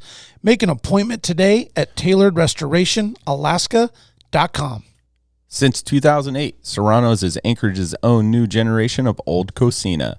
Their menu showcases the passion and love of their rich heritage and unique family recipes that have been passed down through the generations. Serrano's goal is to embrace and display trad flavors using the best ingredients that are available. They focus on making everything from scratch daily. In-house menu includes handcrafted corn tortillas, salsas, carne asada, and chorizo. But don't take their word for it. Experience their tradition and sabor for yourself. Locations on Tudor and Northern Lights, both with new tequila bars. Check out their daily specials at serranosmexicangrill.com. The Connoisseur Lounge, located in the heart of Palmer, Alaska. The Connoisseur Lounge is Palmer's first locally owned and operated cannabis retailer. Their beautiful store is located at 226 Evergreen Avenue. The Connoisseur Lounge has exclusive cannabis products such as Snowcap Romance, Aurora Haze, Super Glue, and one of our favorites, Sugar Cookies. And if you're not into the flower, the Connoisseur can hook you up with edibles, vape supplies, and a ton of CBD options for all your health and inflammation needs. Check out their daily deals at theconnoisseurlounge.net, or even better, stop by the lounge today. Remember, you must be 21 years of age to enter their store. Hey, real quick, before we get back up and going, make sure to check out AlaskaWildProject.com. Hit the website. We got some new merchandise in. We have some new merchandise on order. Hats, hoodies, koozies, T-shirts. We got it all. Stickers. Also check out Patreon.com. Make sure if you got anything to give, man, anything to throw down, that this is a business that we're trying to grow within our local community, and anybody that wants to help out, check it out. Oh, if you want that new Upper Huffman too. It's on the way. Shoot us a message if you want the Upper Huffman. We're going to do just exclusive thing. I don't think we're going to do a huge run, but if you're into that exclusive, just shoot us an Instagram message or email or whatever, and let us know your size. Probably get more orders than we can fill. I hope so. I was like, man, is he going to drop this on the? Yeah. So it's a pretty good hunting spot, or? Yeah, it's pretty decent. Like you could do everything there. Do we have a hockey or one skating? A skating one on there? Oh, I'm pretty sure that's on there. We need to do a skating. Like maybe there was like a hockey stick and a puck or something. Let me pull it up and see. Yeah. Next year we need to put in for one of these winter cow permits that we can go ice skate across something. And dude, we got skateboarding, dude. I don't see hockey on there though. There isn't hockey on there. I gotta talk to my guy, dude. Oh, we gotta add it on there. Yeah, absolutely gotta add it on there. So is that one guy washing his hands, or is he taking a shit, or both? I mean, you gotta stay. River. You gotta That's a river shit. You gotta keep your hygiene. Yeah, man. You It's don't a river poop. shit. Listen, we don't surface poop. We river poop. Kyle, that one's named after you. This is Kyle right there. Yeah. What is the activity there? It's pooping. River poop. I don't even want to know what the guy in the top left's doing. Oh, it is river pooping. This guy here? Yeah, him. Okay. Rock climbing ninja. Oh, okay. Yeah. He's got a dangler though. Because this is recorded, I won't respond to what I think. He's got a dangler. That guy's a hockey guy now. I think this is just maybe the first of a mini series. Oh no, that's the hockey player. Yeah. Jack, I think this is the funniest one. Like you could sailboat up there, or you could. Yeah. Well, that's the inlet. That's Yeah. the guys that the kite surfers on. Yeah, the, you on the can. inlet. You can kite that's- board up there in the winter. Hey, how about this nasty. for my boys, man? For all my croc boys. These are things. Hey, Brandon had those on today at the rink. It was cold. You wear Crocs too, don't you? Never. Oh, good for you. Never. man. Thank you. Yeah, I never, can't do it. Ever. I can't. My kids rocking them. Oh, I'm like, man. you guys all got white Crocs. Why you got white Crocs? I think I just found a Wolverines. What are the little things you put on Crocs? Oh yeah, those little hookups. Yeah, they have a those name. out. They have a name. They're the little buttons. Hey, or you're talking something. to anti-croc guy. It's like a decoration, like an Yeah, earring. it's an accessory for your Croc. Whoa. That goes in the holes. Like a pin. This is Yeah, way like a too pin. much for me, man. A button. It has a name, and I just like found one on the floor in the Crocs. I was like, It's a Wolverine Kennedy, one. but yeah, it's a Wolverine one. Really? It's a Wolverines. Right button. on. I Look at that, man. 1,000% Hitting the promise you. kids. Like I it's a said, Wolverine hey, we have good marketing, good Yeah, advertising. Yeah, Today well, I 'cause- was- yeah, Kenny got an Instagram on a little thing, and they were like showing off merch, and then they gave her like a little care package For her Croc? For a Croc. We gotta step it up. I need to get some Crocs. Are you guys doing the specialty credit cards now over at the Wolverines thing? I saw a Michael Scott one today. I was like, that is so cool, man. We did. And Is he's that like, an yeah, it office cost me guy? $80. Yeah, he's Yeah, we like, did an office night. It was pretty cool. oh, that would be fun. Yeah, we did an office night. It was cool. They had cups, the whole deal. Oh no shit. Yeah, it was cool. Sweet. That was last year, one of our promotion nights. That was a good idea. Yeah. Jack, what was up with that moose hunt? Did you do that this weekend? Yeah, yep. We bagged a cow on Sunday. Sweet, dude. Yeah, it was real nice. Fucking A. I like this. It was like we kind of shot it on one of these ponds. It was kind of like Potter's Marsh, you know, like But upper. Upper Potter, and it's a trailhead. No, but like you could totally not get a 4-wheeler in there in the summertime, or August, September. Frozen, yeah. But now it's frozen. You go right up to it. But it got me thinking, like, we need to do this ice skating moose hunt. It sounds awesome. Get Luke involved, dude. You could for the bow. Like, I think about how easy it'd be sneak up on a moose with ice skates. They're gonna add that in the next Olympics, dude. This is next level, bro. Till the stop, just. Yeah. So you guys know how my moose hunting went. We're looking for a coach. Yeah, I'm in for that. We split some meat.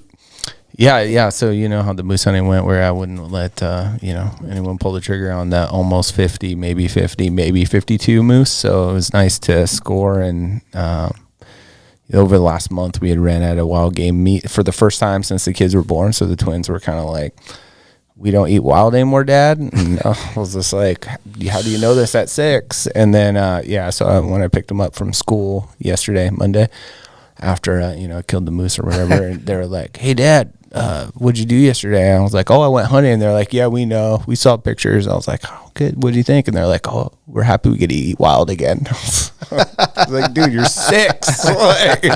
like, stop listening to things I tell you." Well, eating wild could even be, those birds that squawk on the back of my backyard, and send the kids out with the old BB gun. Too good. I am doing the 30-day hang the rib deal. Oh, so nice. I'm hanging the ribs. Nice. They're hung cool. Right now. In my shed. Yeah. The what? So dry aged ribs. Yeah, and then so I'm doing 30 days. It's like a perfect temps for it. So you still got your deer hanging? No, I cut it all up last night, but I have the ribs hanging. Yeah, doing the same thing. What is this? I haven't heard about this. I'm not dry aged. No, I'm just like letting them hang for a couple days, and then cook them on the trigger. What's the date on this? 30 days from yesterday. Those are going to have a lot of meat on them. The one I'm going to be cooking. So you're saying December 21st? Let's do it, baby. Okay. All right. The solstice. Yeah. No, that's right. That's what's cool about those late season antlerless. Yeah. Is, it's okay. I went on a hunt. I struck out. I didn't get a moose or whatever. And it's like you have this like tag in your pocket out of the normal hunting season. Totally. You get to go out on a weekend. Luckily, there wasn't too much snow yet. You guys could still get in there. It was super hard, dude. Like, I really don't think anyone should don't put in for this one. It was real hard. It was a real hard hunt. Like, just, keep doing the shit you're doing with your Argos and uprivers and with your beaver and, your super cubs. Spend $7,000. Do that. And then, I'll suffer. I can do this one. I'll work real hard and get it done. That's how I felt. I was like, no one else is out here. This crazy. Jerry couldn't come to the hockey game because his back. I figured it's from the moose hunt. So he had to lift up a couple I got a text from Keith, and he's like, he wants you guys at the next game. So nice. Hey, Let's do it. Sweet. When is the next game? Yeah, we play not this weekend. We play in Fairbanks this weekend, but the following Kenai. Let's go. In Kenai? Mm-hmm. No, here. Oh, I'm in. Bring the But I want to be down where I can stack the cores up, dude. 100%. I'm into building pyramids. Yeah. Stack them. Okay. We got to bring these guys there if we're going to the game. Which guys? My kids? No, the mics. Oh, bring the mics? Yeah. We should do that. Do a live recording. But down by the glass. We don't want to take Bob Shine and Brock Shine. Yeah. You guys will send your players over and have an interview and stuff like in between. You got to battle Bob. It'd be pretty badass. Get Bob down there too. Who the fuck are these guys? We'll just take like the backup. He didn't score the goal. He like made the assist, so we'll interview him. It's like, you're the real playmaker here, buddy. Yeah. You're the one that made this happen. You're the Scotty Gomez of the Wolverines. Yeah, you're so underrated, but we love you. Do you do much fishing or hunting and stuff? I know you do a lot of golf. I fish, I golf. I've actually never been hunting. Really? Yeah, and like all I've ever done is play hockey. Let's go hunting. Yeah. I'm in. Yeah. I've always wanted to. And all your boys go hunting? Everybody I know in Alaska goes hunting, but me. Yeah. What's the problem? You don't like meat? I love it. Dan Berg, right? My boy Dan. Yeah. Dan brings over moose dogs and you name it. He's got all kinds of That's like a friend tax. Yeah. I hope he hears this too, because I want more. He gave you a shout out, Bergie. That's it. Hey, no, he comes by. He's got like bag. a bag of meat, and I'm like, yes, it's the best. Hooks you up. It's the best. But no, when I grew up, it was like I said, it was hockey. Yeah. But not you guys fishing though. You guys would go fishing all the time. Yeah. I actually like my first time snowboarding. I was fucking 26. Really? First time my whole life. I'm like 24. I had 4 ACLs before I was 26. Hey, I got kids and shit, right? Like, and I'm like, hey, Dad, can I go? Like, in my own house. Like, I got my own job. And I'm like, Dad, can I go snowboard? No, you're playing hockey. I'm like, oh, sorry. That's the way it was. No time for that. You ain't gonna get hurt. Yeah. Man, parents, man, let the kids play, man. Let the kids do everything they want to do. You hear that, Dad? Yeah, you got to, man. I'm with you on that, It's important, man. And then they'll find their true passion, man. Well, and it's cool to be able to do all those things. If you can, like, skate when you're 6, even if you don't have intention of playing comp, or go down and ski and, like, learn how to actually ski good, ski well, and then learn how to cross country and all this shit that you can do as an adult. Then you meet the dude that, like, only played football. And then, you know, he graduates and he doesn't have any activities to do. He doesn't know how to rock climb or hike or any of this shit. And so they just sit at home. Yeah. We got to get you out with the whole kids to go ice fishing. Oh, I'd love that. The whole clan, man. Hell yeah, dude. Do a Finger Lake deal. We do a lot of family stuff. Bring my kids. Bring all our kids. During the Gomez 3-on-3 tournament. Yeah, man. That's what I was telling Scotty. I said, can we drill some holes over here? Like, it's on the outside. Rink 12? Just don't ask. Thanks for forgiveness. Center ice, rink 12. Hand them a beer. Yeah. That's actually a really good idea. I should bring that up to them, man. Oh, that'd be so really cool. Set up the tent, have the thing out there, and just drill some holes for the kids double in between shovel games. team. I know it's kind of random, but what a slide fun a hot weekend tub over there. That's like the funnest weekend. I know, and they do such their fireworks show is better than the city does. Like that night, it's unbelievable. Like what they do. Did they move it forward though? Because it's been a problem with the melt. It got canceled last year, didn't it? Because of the melt. Yeah. Last year did, but last year they just gassed the whole thing. But they moved it forward, right, to February. Yeah. Yeah. Okay. Last year was canceled. The year before was unbelievable. Is it family friendly? Oh yeah, for sure. I mean, you want to look at a bunch of drunk hockey players walking around, but other than that, it's cool. It's cold. Yeah. We're looking for a coach for our team. Are you available? I am. The AK Aliens? Well, we got to come with a way cooler name. Okay. All right. That's right. AK Wild. The AK Wild.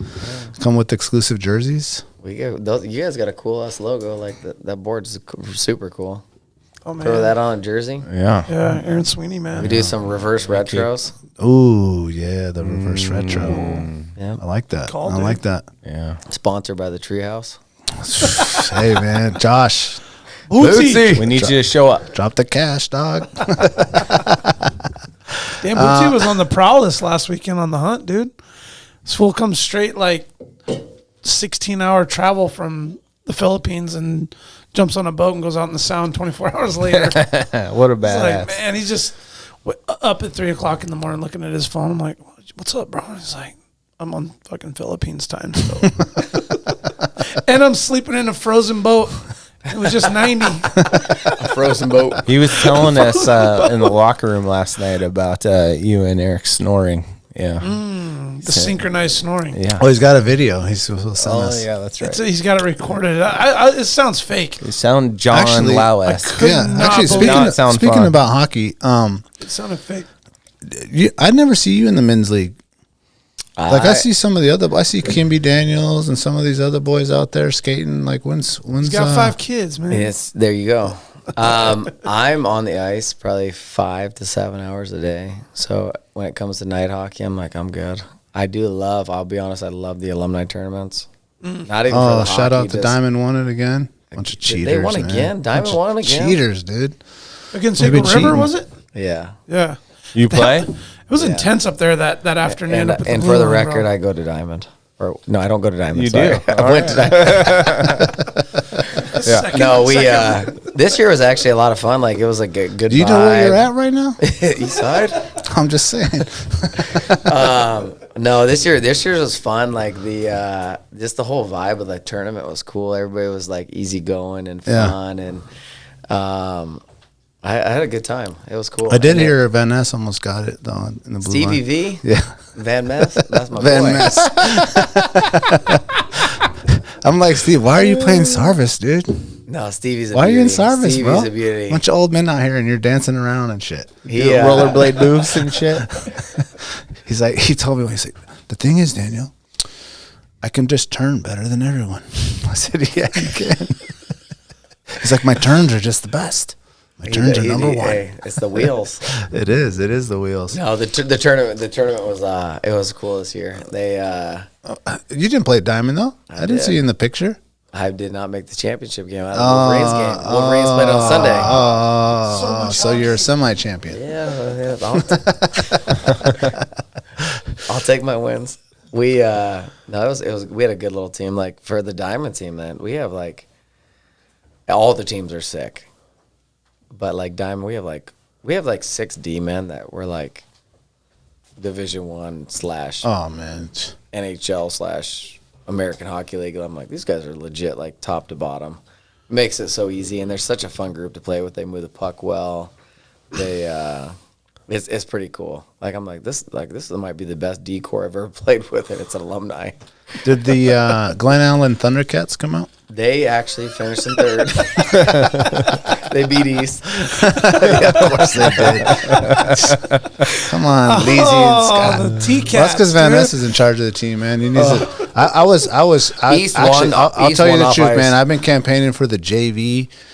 All schools, you know what I'm saying? If you want to get the real players out there, you know what I'm saying? So I it's funny you brought up alumni. So A and B league. JJ and I were talking on the way here, and he's like, "Yeah, I ain't playing alumni this year," and he's like, "I'm busy, I'm working," and I was like, it'd be cool. We could flip the script, and we could do a free agent team, and just grab like all our boys. And put together a team, and I was like, that'd be kind of cool, like, because JJ and I don't get to play. We play together at UAA and play at the Aces, and he's my best buddy and the godfather of my kids, like, and I'm like, be cool to play together again, and it'd get him to play again, and he's like, no, that kills the whole vibe of the tournament. We don't want free agents or outsiders to win this. He's like, it's East or Diamond. Yeah. He's like, fuck service. Oh yeah, I don't know if a true blue East Sider could. Join the free agency, man. I don't know about that. That seems like Steve. No, code, bro. He'll lead the way. He'll be the first pick off the wall. Yeah. Stevie V's a legend. He is. Sarvis. I love the Van Ness legend. nickname. I've never heard that one. Van Ness? Oh, That's it. man, I love that one. No, I said Van Ness. No. I get my M and N's mixed up, I guess. It's a slur I have. Yeah. I want to learn more about the Team Alaska. Alaska lead, or what are you guys Team calling Alaska. Yeah, so Team Alaska was actually formed by majority of Alaska Hockey League. So we have our comp council and our state board meetings, and previously the way it worked was you'd bid for a 16, 15, 14, 18 Tier 1 division, and you could have 1 to 2 teams, whatever it was, voted by USA Hockey. So we had a meeting X amount, I don't even know how long ago, but 5 years ago, and we basically came down to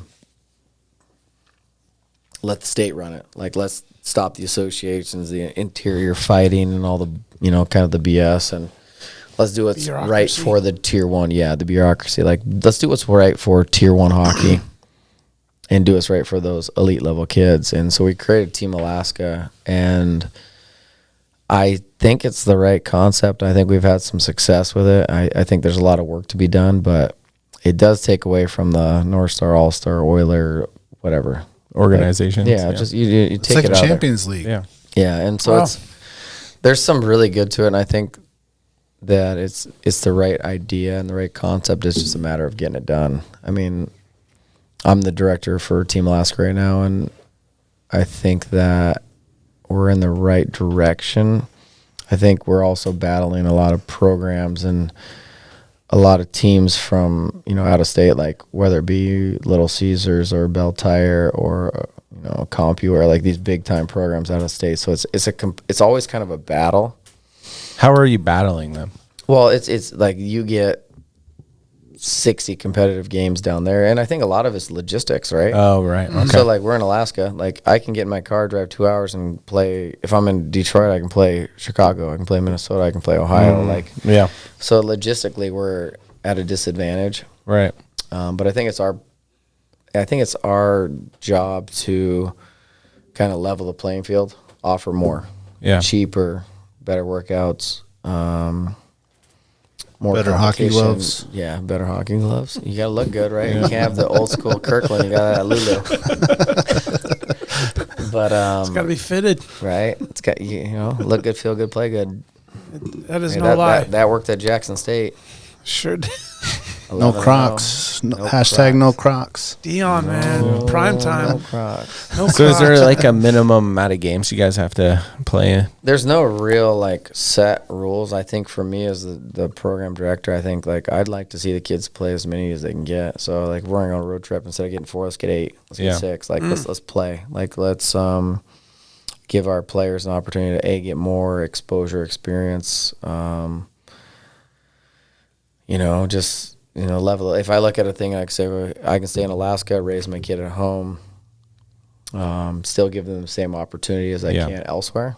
Then why not? Like my kid's still here. Yeah, you know what I mean. And I think that we need to, we as a state have to be a little bit better about facilitating that as a whole. Yeah, providing that opportunity. 100%. Like, and I think that we need to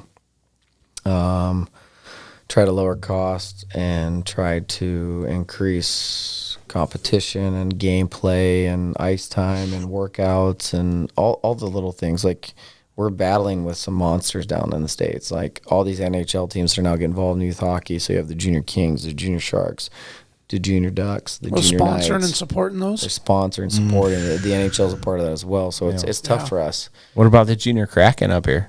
The Junior Wolves, Junior Kraken is actually coming in Seattle. It's coming. Okay. The Junior Wolves. The Junior Wolverines. Nice. The Junior Wolverines. Would be cool. We do a summer program with that. Well, not we. I don't have anything to do with that, but there's a Junior Wolverines program where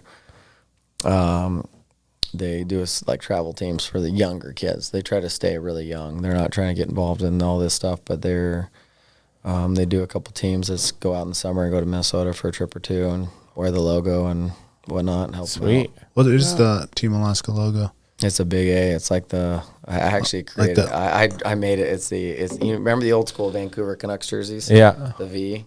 Yeah. Flipped it. It's an A. It's it's pretty cool. You got a picture of it? Can you airdrop it to me? Blue and gold? I will send it to you. No, it's a baby blue, like a glacier blue, like the old Aces. Yeah. We tried to stay neutral. We didn't want to be any red, white. Oh, yeah. Blue, gold, and you got the green, North Stars. And So we try to find a program. Yeah. Bring that mic a little closer. Matt Shasby and I actually created the logo and the jerseys together a few years back, and we tried to be as neutral as we could. Yeah. Do you guys need a theme song? Oh, we got one. Ooh. Oh, you do? What is it? Team AK. Team AK. We are Team AK. We're ready to play. It's like, that sounds familiar.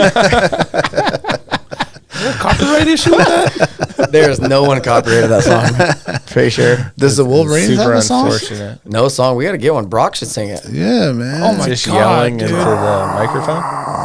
It could be hard.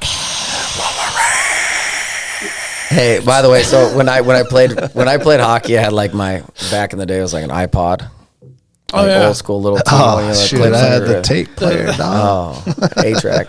But no. So hey, man, I might be great. Maybe my first. My go-to songs. Hey, I got an assist last night, bro. I heard You scored a goal too, man. I heard. You had some hands last night. You got around them. So my playlist, like my go-to song, like, and I'm good friends with Brock and Carrie, and so like I coach Will, like Small World, but like my go-to song before I got on the ice was 36 Crazy Fist Blood Work. I was like, I'd play whatever Eminem or 50 Cent back in the day, you know what I mean? And I'd roll into it like it might have been a little bit, that was my right before I got on the ice. Just But no, Get your like mind right. I love that he was like, here's an Alaskan dude. Like, Hell yeah. Like, I love that. Yep. And so like that kind of like, it was like multi-motivational levels for me. He should do one, dude. He should do the Wolverines song. That's actually a great idea. And it could be like, we got to we should put like a hip hop rock Wolverine song. Yeah. whoa, Yeah, get him and Bootsy. Boots. oh man. Oh yeah, mix Just up. the big Papa Bears up there. A couple hosses. They really remind me of each other. They do. They could like be their brothers, builds man. and they're like you guys are like cousins or something. man. Neither one of them's beards are as good as yours though. No, yeah. It's out of control right now. Don't. It's nice. This is not normal. Looks good. I can't wait till it turns Got gray. called Grizzly Adams yesterday. I was like, whoa. Old Grizz. Hadn't seen me in a few months. I was like, whoa. Got a little fuzzy. The snow started falling, right? My hide's getting thicker. It's getting thicker. What do you think about these new sticks with like the longer blade? Oh man, great question. The sticks actually switch all the damn time. Like it's kind of like almost like shoes. Like what's the newest, coolest, greatest thing you can do? Sticks are like it's like kids with sticks. Like it's like every 6 months a new stick comes out, they got to have it. Yeah. And so I'm like, that stick you still have is good. Yeah. So is that like a design name? It's not to the that? stick, it's the player. Daniel and I were looking at them the other day. They were like, no, they're literally like they're, an inch and a half, 2 inches longer. Yeah. No, just so the blade. The thing is, like, we can get the use out of those sticks. Like, but kids, like, I'm like, a lot of those sticks, like, they're not big enough or strong enough to get like the kick out of it or the flex bend. point and all that. Yeah. Like, I'm like, oh, my kid's like, Dad, I've got for Christmas, I bought him a stick. And he's like, Dad, that stick sucks. I'm like, that was a $250 stick. And he's like, well, I want the Geo. Yeah. I'm like, that's $350, buddy. You're 11. But he's like, Dad, I get more. It's a harder shot and it's a quicker release. I'm like, Can your forearms even? You know what else is quick? That Kirby over there. Yeah. Lawnmower out there looks real no, good. we have Roombas, so like they just hit the room. They hit play. Like I vacuumed today. I just vacuumed, Dad. He's over there practicing sticking ones Around the Roomba. Yeah, exactly. You That's true about are that, quoted as saying that Dump and Change podcast is the best pod in the league. I'm just curious about that. What podcast? Dump and Change. Never heard of it. I'm just kidding. I love those guys. We love them too, man. We love Rita. All those guys. They're beauties. They're beauties. But the one thing, the difference, they have a guy named Walt Eunice who he just sucks. Like he's terrible. Like I don't know why he's on it. I don't know if he's funding it or if like it's like. It's like I pay for this. I'm on it. Yeah, this is mine. But I will say that this is awesome. These you guys are beauties. Probably better hockey players than those guys as well.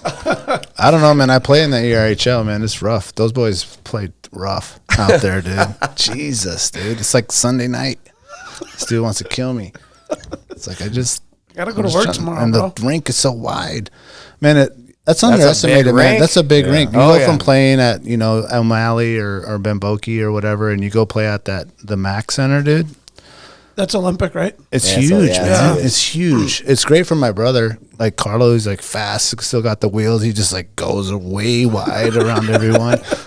That's how I survived in hockey. I played the Sully. Oh yeah, same right, deal, right, dude. yeah. I found some Big space. ice, right? Oh shit! Here's the puck. You can't get me. You know, it blows me away how like a sport can have like an inconsistency in like a field size. It's or, not I mean, as a play it's size. not as bad as it used to be. It used to be a lot worse. Now Yeah. it's honestly now it's there's very limited Olympic sheets. Like you'd be surprised. Like Kenai's They're Olympic. fading out. Oh yeah, it is. I think that we just hit a trend back in the day. They're like, oh, we're building Olympic because Yeah, we wanna have the Olympics here. We're trying to get Oh, we Olympics, have- right. Yeah. Almost had him. Yep. Is the rink out in We're Wasilla? vying for the World Cup. I No, heard. it's Olympic? regular. That's regular. Yeah, it's 200 by 85. Yeah. It's normal. Usually it just Qatar and feels then bigger. Qatar got us more money. Yeah. You know what I was thinking actually? That bigger did. blade might be good for Eagle River. You know, Oh you yeah, yeah. You got all that time, man. big blade, big rig. it's Olympic ice? Let me get my long blade. It's like Brett Hull had a power play stick and a regular shift stick, right? Oh, actually, that brings me to a good question. What are some like hockey players that you looked up to growing up? My favorite player was Pavel Datsyuk. Ooh, I loved him. Like that's his why I wear number 13. Yeah, he's the man. Like my dog's name's Datsyuk, so yeah, obviously I love him. Do you beat him like the Detroit Redwings get beat? Well, for 26 years I didn't have to beat him because we made the playoffs. Oh, yeah. And 11 of those years we won the cup. And my kids are like, "Hey, Dad, why do we like the Red Wings?" They suck. They're actually looking good now, Shut man. your mouth. We're gonna watch some film. No, dude, they got a good young core, man. Stevie Y came back. Yeah, Stevie Y, man. They got man. That Raymond is nasty. Raymond's nasty. Cider. Oh, they're good. They're don't look past them, dude. You're pretty excited about that. I'm really excited, dude. Yeah, if we had we're down with double shovel cider. Those are good. I don't know what's going on there, but all right. Cider with that. Well, and then they're like just a badass looking logo. It's the same one they've had from the beginning. Yeah, like and then they're just like they have that like USR or Russian red. Like well, and they almost like are a villain. They built their team off Russians, right? Like so, like when I'm talking about who my favorite players are, like. No disrespect Pavel to Russia, Bure. just saying. But he's a Canuck. Yeah. But he was like, I love those guys. Like, obviously, who didn't love Wayne Gretzky? Like, he's the best ever. Yeah. But yeah, I think Datsyuk was my all-time favorite. I love the way he kind of changed the game in terms of like the creativity and like the stick skill and. Well, they tried to sell me the Datsyuk stick at Champion's Choice. Does he still have one? No, he did. Ray over there, he's like, "Well, this is the one that Datsyuk used." Oh yeah, it's like, got the long blade. It's got the long blade. It's like, no, it's because I don't like a curve. I don't like a big curve. I like the least amount of curve. Yeah. And he's like, "Oh, you'll like the Datsyuk." Oh, and that's like what barely curved. Like I like that. You know what I'm saying? Oh, it's almost. By like the flat. way, that wasn't actually his stick. No, I know not his stick, but his. I thought you were trying to say Ray was trying to say his. No. He wrapped tape around that blade. His curve. It was even signed. Well, it's gonna cost you. Well, I had to go learn, dude, because it's like I was like, I don't know what flex I am, or there's like P90s and 102s and all this other stuff, so I had to like go get educated. Oh yeah. Like I played hockey. I mean, for fun for a long time, but like. It's gone a long way, dude. Totally. I used to rock the aluminum Easton, dude. Yeah. And now that's the original. With the Sherwood blade. And now it's like P90, 7/4, flex on the end. I'm like, I don't know. The Bauer. And you're like, it's the same weight and it's the same brand, but there's $400 difference. Hey, I will tell you this. So, like, I work with kids all day on like hockey stuff, and I'll shoot with like an old school wooden stick, and my shot will be like 77. Maybe that's lying. Maybe like 72. Are you talking about miles per hour? Yeah. And then I'll take one of these new sticks, and I'm like, I shot the same. I didn't do anything different, and it's like 10 miles an hour harder. I'm like, really? It's crazy. Really? Oh, you can notice the difference. It's crazy. And even like skates, too. Like, you go and you're like, I'm going to buy a $100 pair of skates. Well, there's $1,000 skates up there. Oh, yeah. $100? No, you ain't going to buy no $100. You know what I mean? Like, what's $1,000 for a good pair of skates today? If you wanted some like Jack just spent $400 on the helmet, dude. The new helmet that came out. Yeah. Well, I don't want another concussion. Protect the I feel like noggin. that one's really worth the investment. Dude, the new helmets are unbelievable. My kids still wear those Jofas back in the day. Yeah. It's like I used to wear the TV guide as shin guards when I played soccer. That's how I feel like the helmets are that I got. I think all my other equipment's like used plate again, but fucking. But you bought the new helmet, man. Have you seen those new helmets? Did you go full face too? I don't know what it is in there. Yeah, I have a shield. I won't do the half shield, dude. No fucking way. I'm not losing my teeth, dude. I rip enough people's lips out. I'm like, I don't want to be that guy.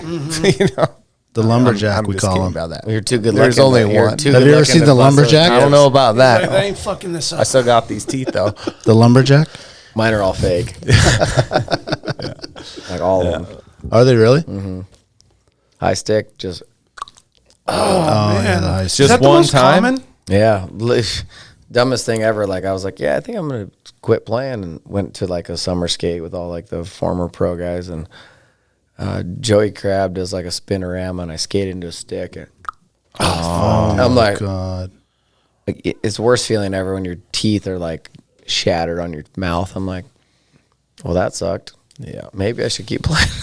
It's like, was this worth it? I'm gonna spit first. I made it my whole life until like that day, and I was like, oh, cool. I want to end it with this question for me. I'm very curious about this, and I want to know. You're asking yourself a question? No, I'm asking Merit. Okay. Is rollerblading cool again? I don't think it's ever not been cool. Well, a timeout, man. There was a time. No, rollerblading's always been cool. It's still? Oh, it's so. I mean, it was cool when we used to be able to go to. Did you go to skate land and rollerblade or what? Were you allowed to do that? No, man. I was at church. I was at church. He's a rule breaker, baby. Rule breaker. He was washing feet, bro. Don't worry about him. Well, no, I want to say the heyday of rollerblading was when Gary Kings was around. And used to be able to go get the rollerblades, get the new bearings and all that, and then it kind of took a turn to the left. When did it kind of like fall off? Because I remember it being pretty popular. Usually up until my like junior year in high school. Usually at winter it falls off up here. No, dude, you don't see kids rollerblading. My kids are like, "Can I get some rollerblades?" I don't see kids rollerblading. It's so wet right now. You could skate outside for sure.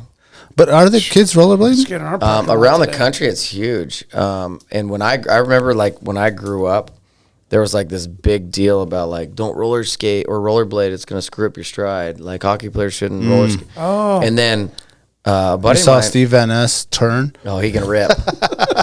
Hey, Stevie McSwain can roller. He played like professional no. hockey. That's why he's so good, because he's just got the turn. The California kids and all these people, like they're killing it on. I think it's part of it. They play hockey all year, but then they roll into roller hockey, and I think it improves their game. But man, I just like I read somewhere. I follow all these Instagram websites, but it's like coaching site and all these different hockey sites, and they want to say Connor McDavid rollerbladed like nonstop, and he's arguably the best skater.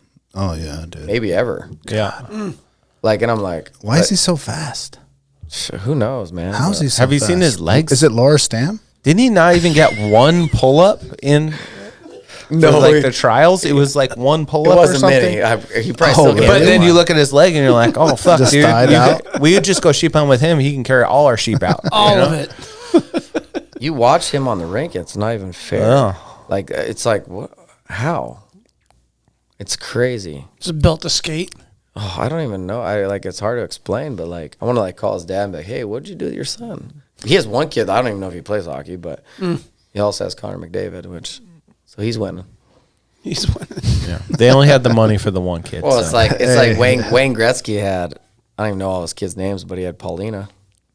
You know what I'm saying? Yeah. Well, you got 5 chances, right? Is that the number?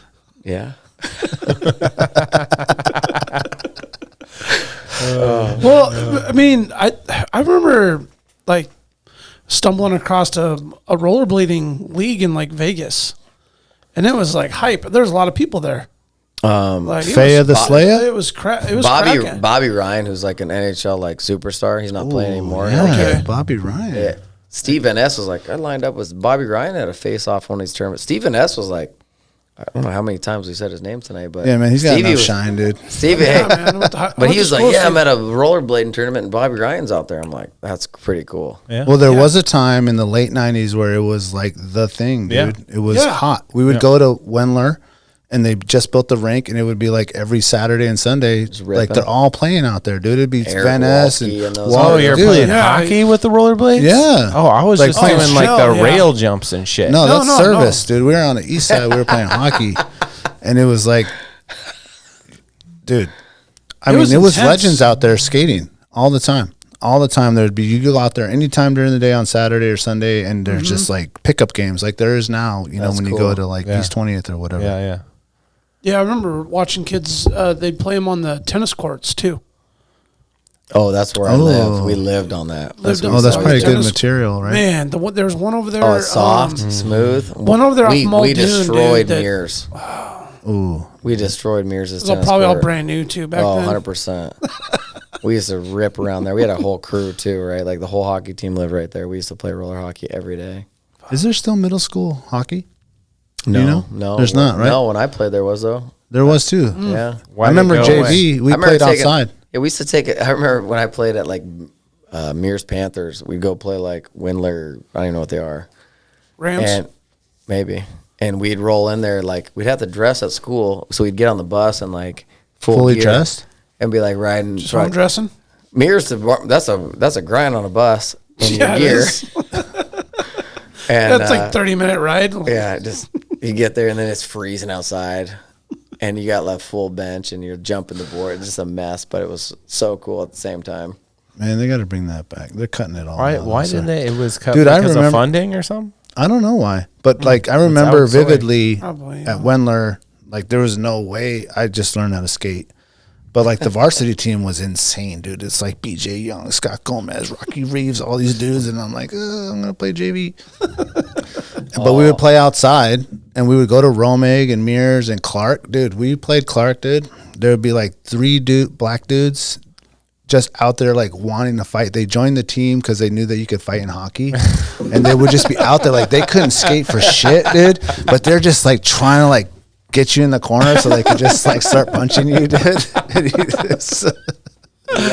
you got to take everybody. Like, everybody makes the team. Yeah. Yeah. It's like East now.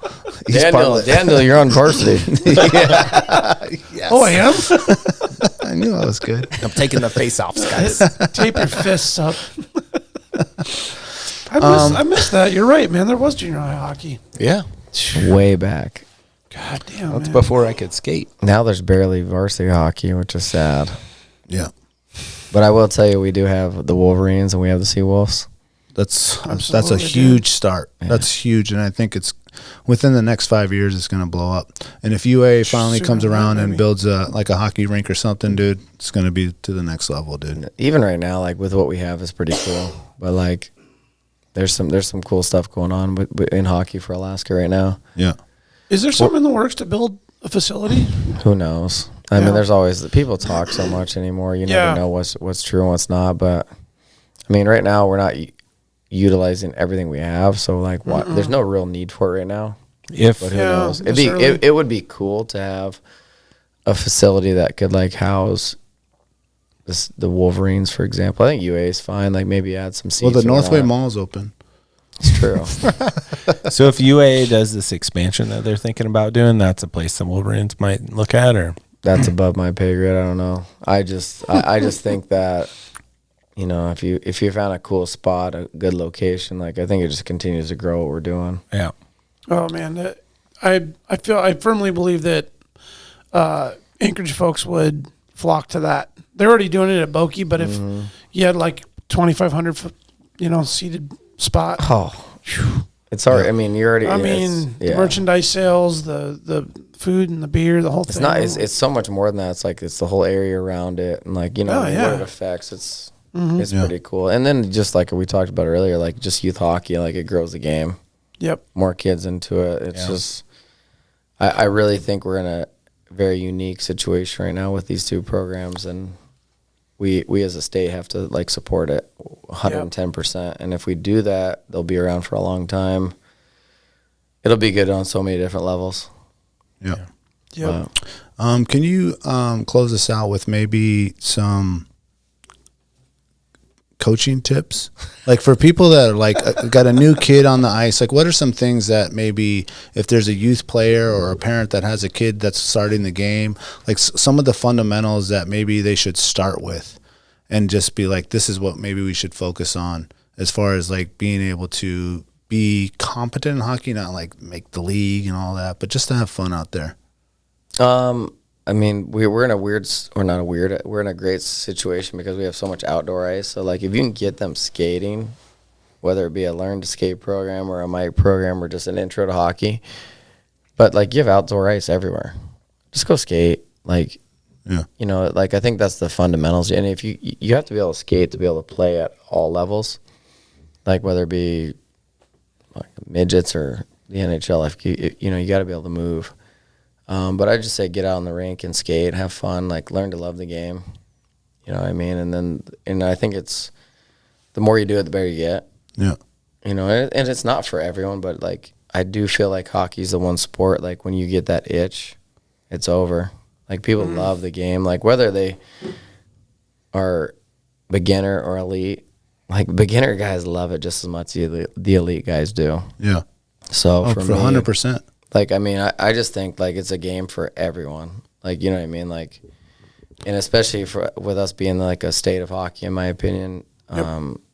I just think it's such a great game, and it's so much fun, and there's so many good people and so many good. There's just a lot of good things up here for the game of hockey, and you know, and everybody involved. Like I wouldn't be on this podcast if it wasn't for hockey. Yeah, you know what I mean. A lot of people we talked about same thing. It's because of hockey. Like you guys are all connected through hockey. Yep. Among other things, but I think that there's a strong connection for it. Yeah. In this group and just the whole network, right? Everybody like knows somebody that plays. Yeah, 100%. And that's why I go back to we're like a state of hockey. Like, you know what I mean? At the end of the day, we really are. And I just think like when you want to get people into it, like just go skate. And if you want to do more than that, then hey, get into a team, get into it. Like there's co-ed leagues, there's men's leagues, women's leagues, there's beginners, advanced, intermediate, all of it. That's the best. That is the coolest thing about hockey is no matter what level you're at, there's a team or a league for you. Whether it's the first time you've ever put on skates or you're not. There's the old man's league that's like 70 and up. Oh, dude. yeah. These dudes play. Yeah. It's so cool, man. It's awesome. That's a super slow-mo crew. It's such an unbelievable game. Like honestly, like the game of hockey is so special. Like on so many different levels. Like we could get so into it, but like it's literally for everyone. Do you think you could teach me how to skate backwards? I've tried. That's we're gonna have to do another podcast to get all that. I'll film it. Yeah, that'd be great. We're gonna call just Kennedy. Watch this baby deer. yeah, Bambi on ice. We're gonna call Kennedy, if you're listening. Yeah.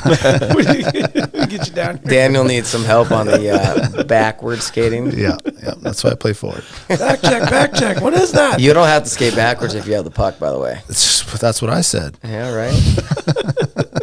Is that one of the hardest things to learn? Is controlled puck handling backwards? My grandpa used to always joke with me. He's like, "You'd be the best player if you could skate backwards." I'm like, you know what's the hardest thing to learn, dude? Thanks a lot. And I've like played amateur, like just you didn't flip JV. them off, did you? When they do the thing like this and they pick the puck up. Oh yeah. God damn, that's so hard to do, dude. Man, I try it every warm up. I practice that. I'm on the ice all day, every day, and I literally practice that. Like, and you see dudes like Zegras just like, do it. That's probably the only good thing I am at hockey is stick handling. Like everything else I'm average at, but like stick handling I'm pretty good at. And I'm like, I have a struggle getting this thing up. Like I cannot pick the puck up. Is it reversible stick tape? Is that what it is? Oh, you wax it down. Oh, wax it down. No, it's actually easier without wax. Really? Yeah, you doesn't stick as much. It's just the friction on that, or I don't know. I'm still trying to figure it out. Interesting. You just need to get that long blade, bro. My kids can the long blade. Yeah, I need that Datsyuk. It'd be like a spatula, bro.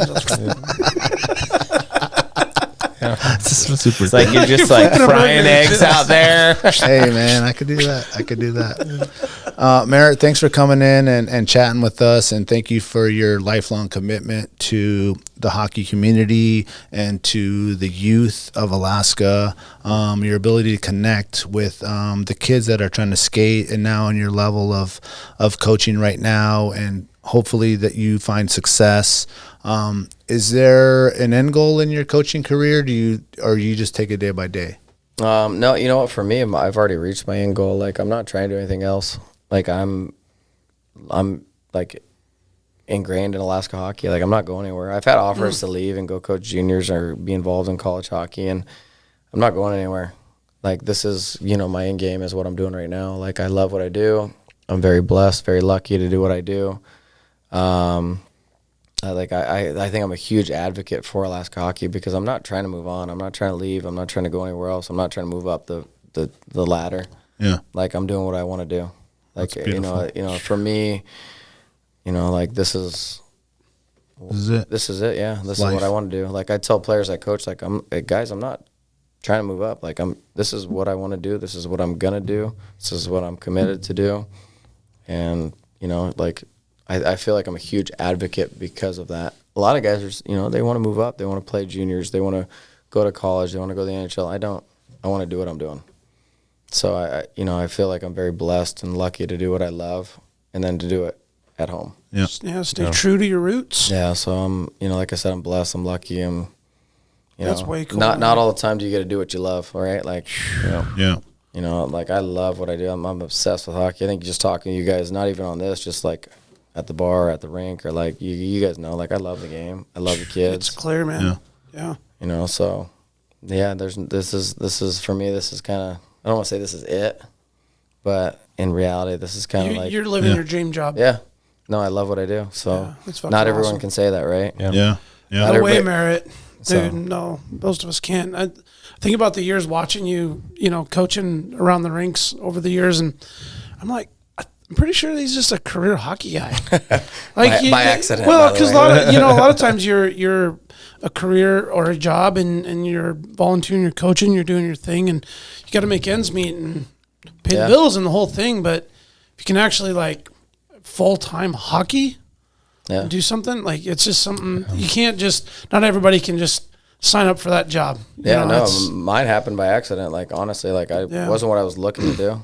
That wasn't what I was planning to do, and it happened. And I'm like, man, I'm truly like blessed. Like this is what I love, and this is what I got to do. Like, so it's worked out well for me. Like that the whole saying, everything happens for a reason. Like can't explain it, but it is what it is, and I love what I'm doing. Yeah, thanks for what you do, man. You're a great coach and great for your community and the kids. And I've seen it for years, firsthand, and it's top notch, Merit. Thank you. Great work, man. Appreciate it. Yeah, bet. Best podcast in the league, baby. You heard it. Dumping chains, look out, boys. We're coming for you. Thank you, Alaska, for listening. And as always, thank you for coming in, Merit. Go Wolverines, go Seawolves, go Alaska Hockey. We love you. Appreciate you. Stay wild. You'll remember my speaking to you of what I call your overcautiousness. Are you not overcautious when you assume that you cannot do what the enemy is constantly doing?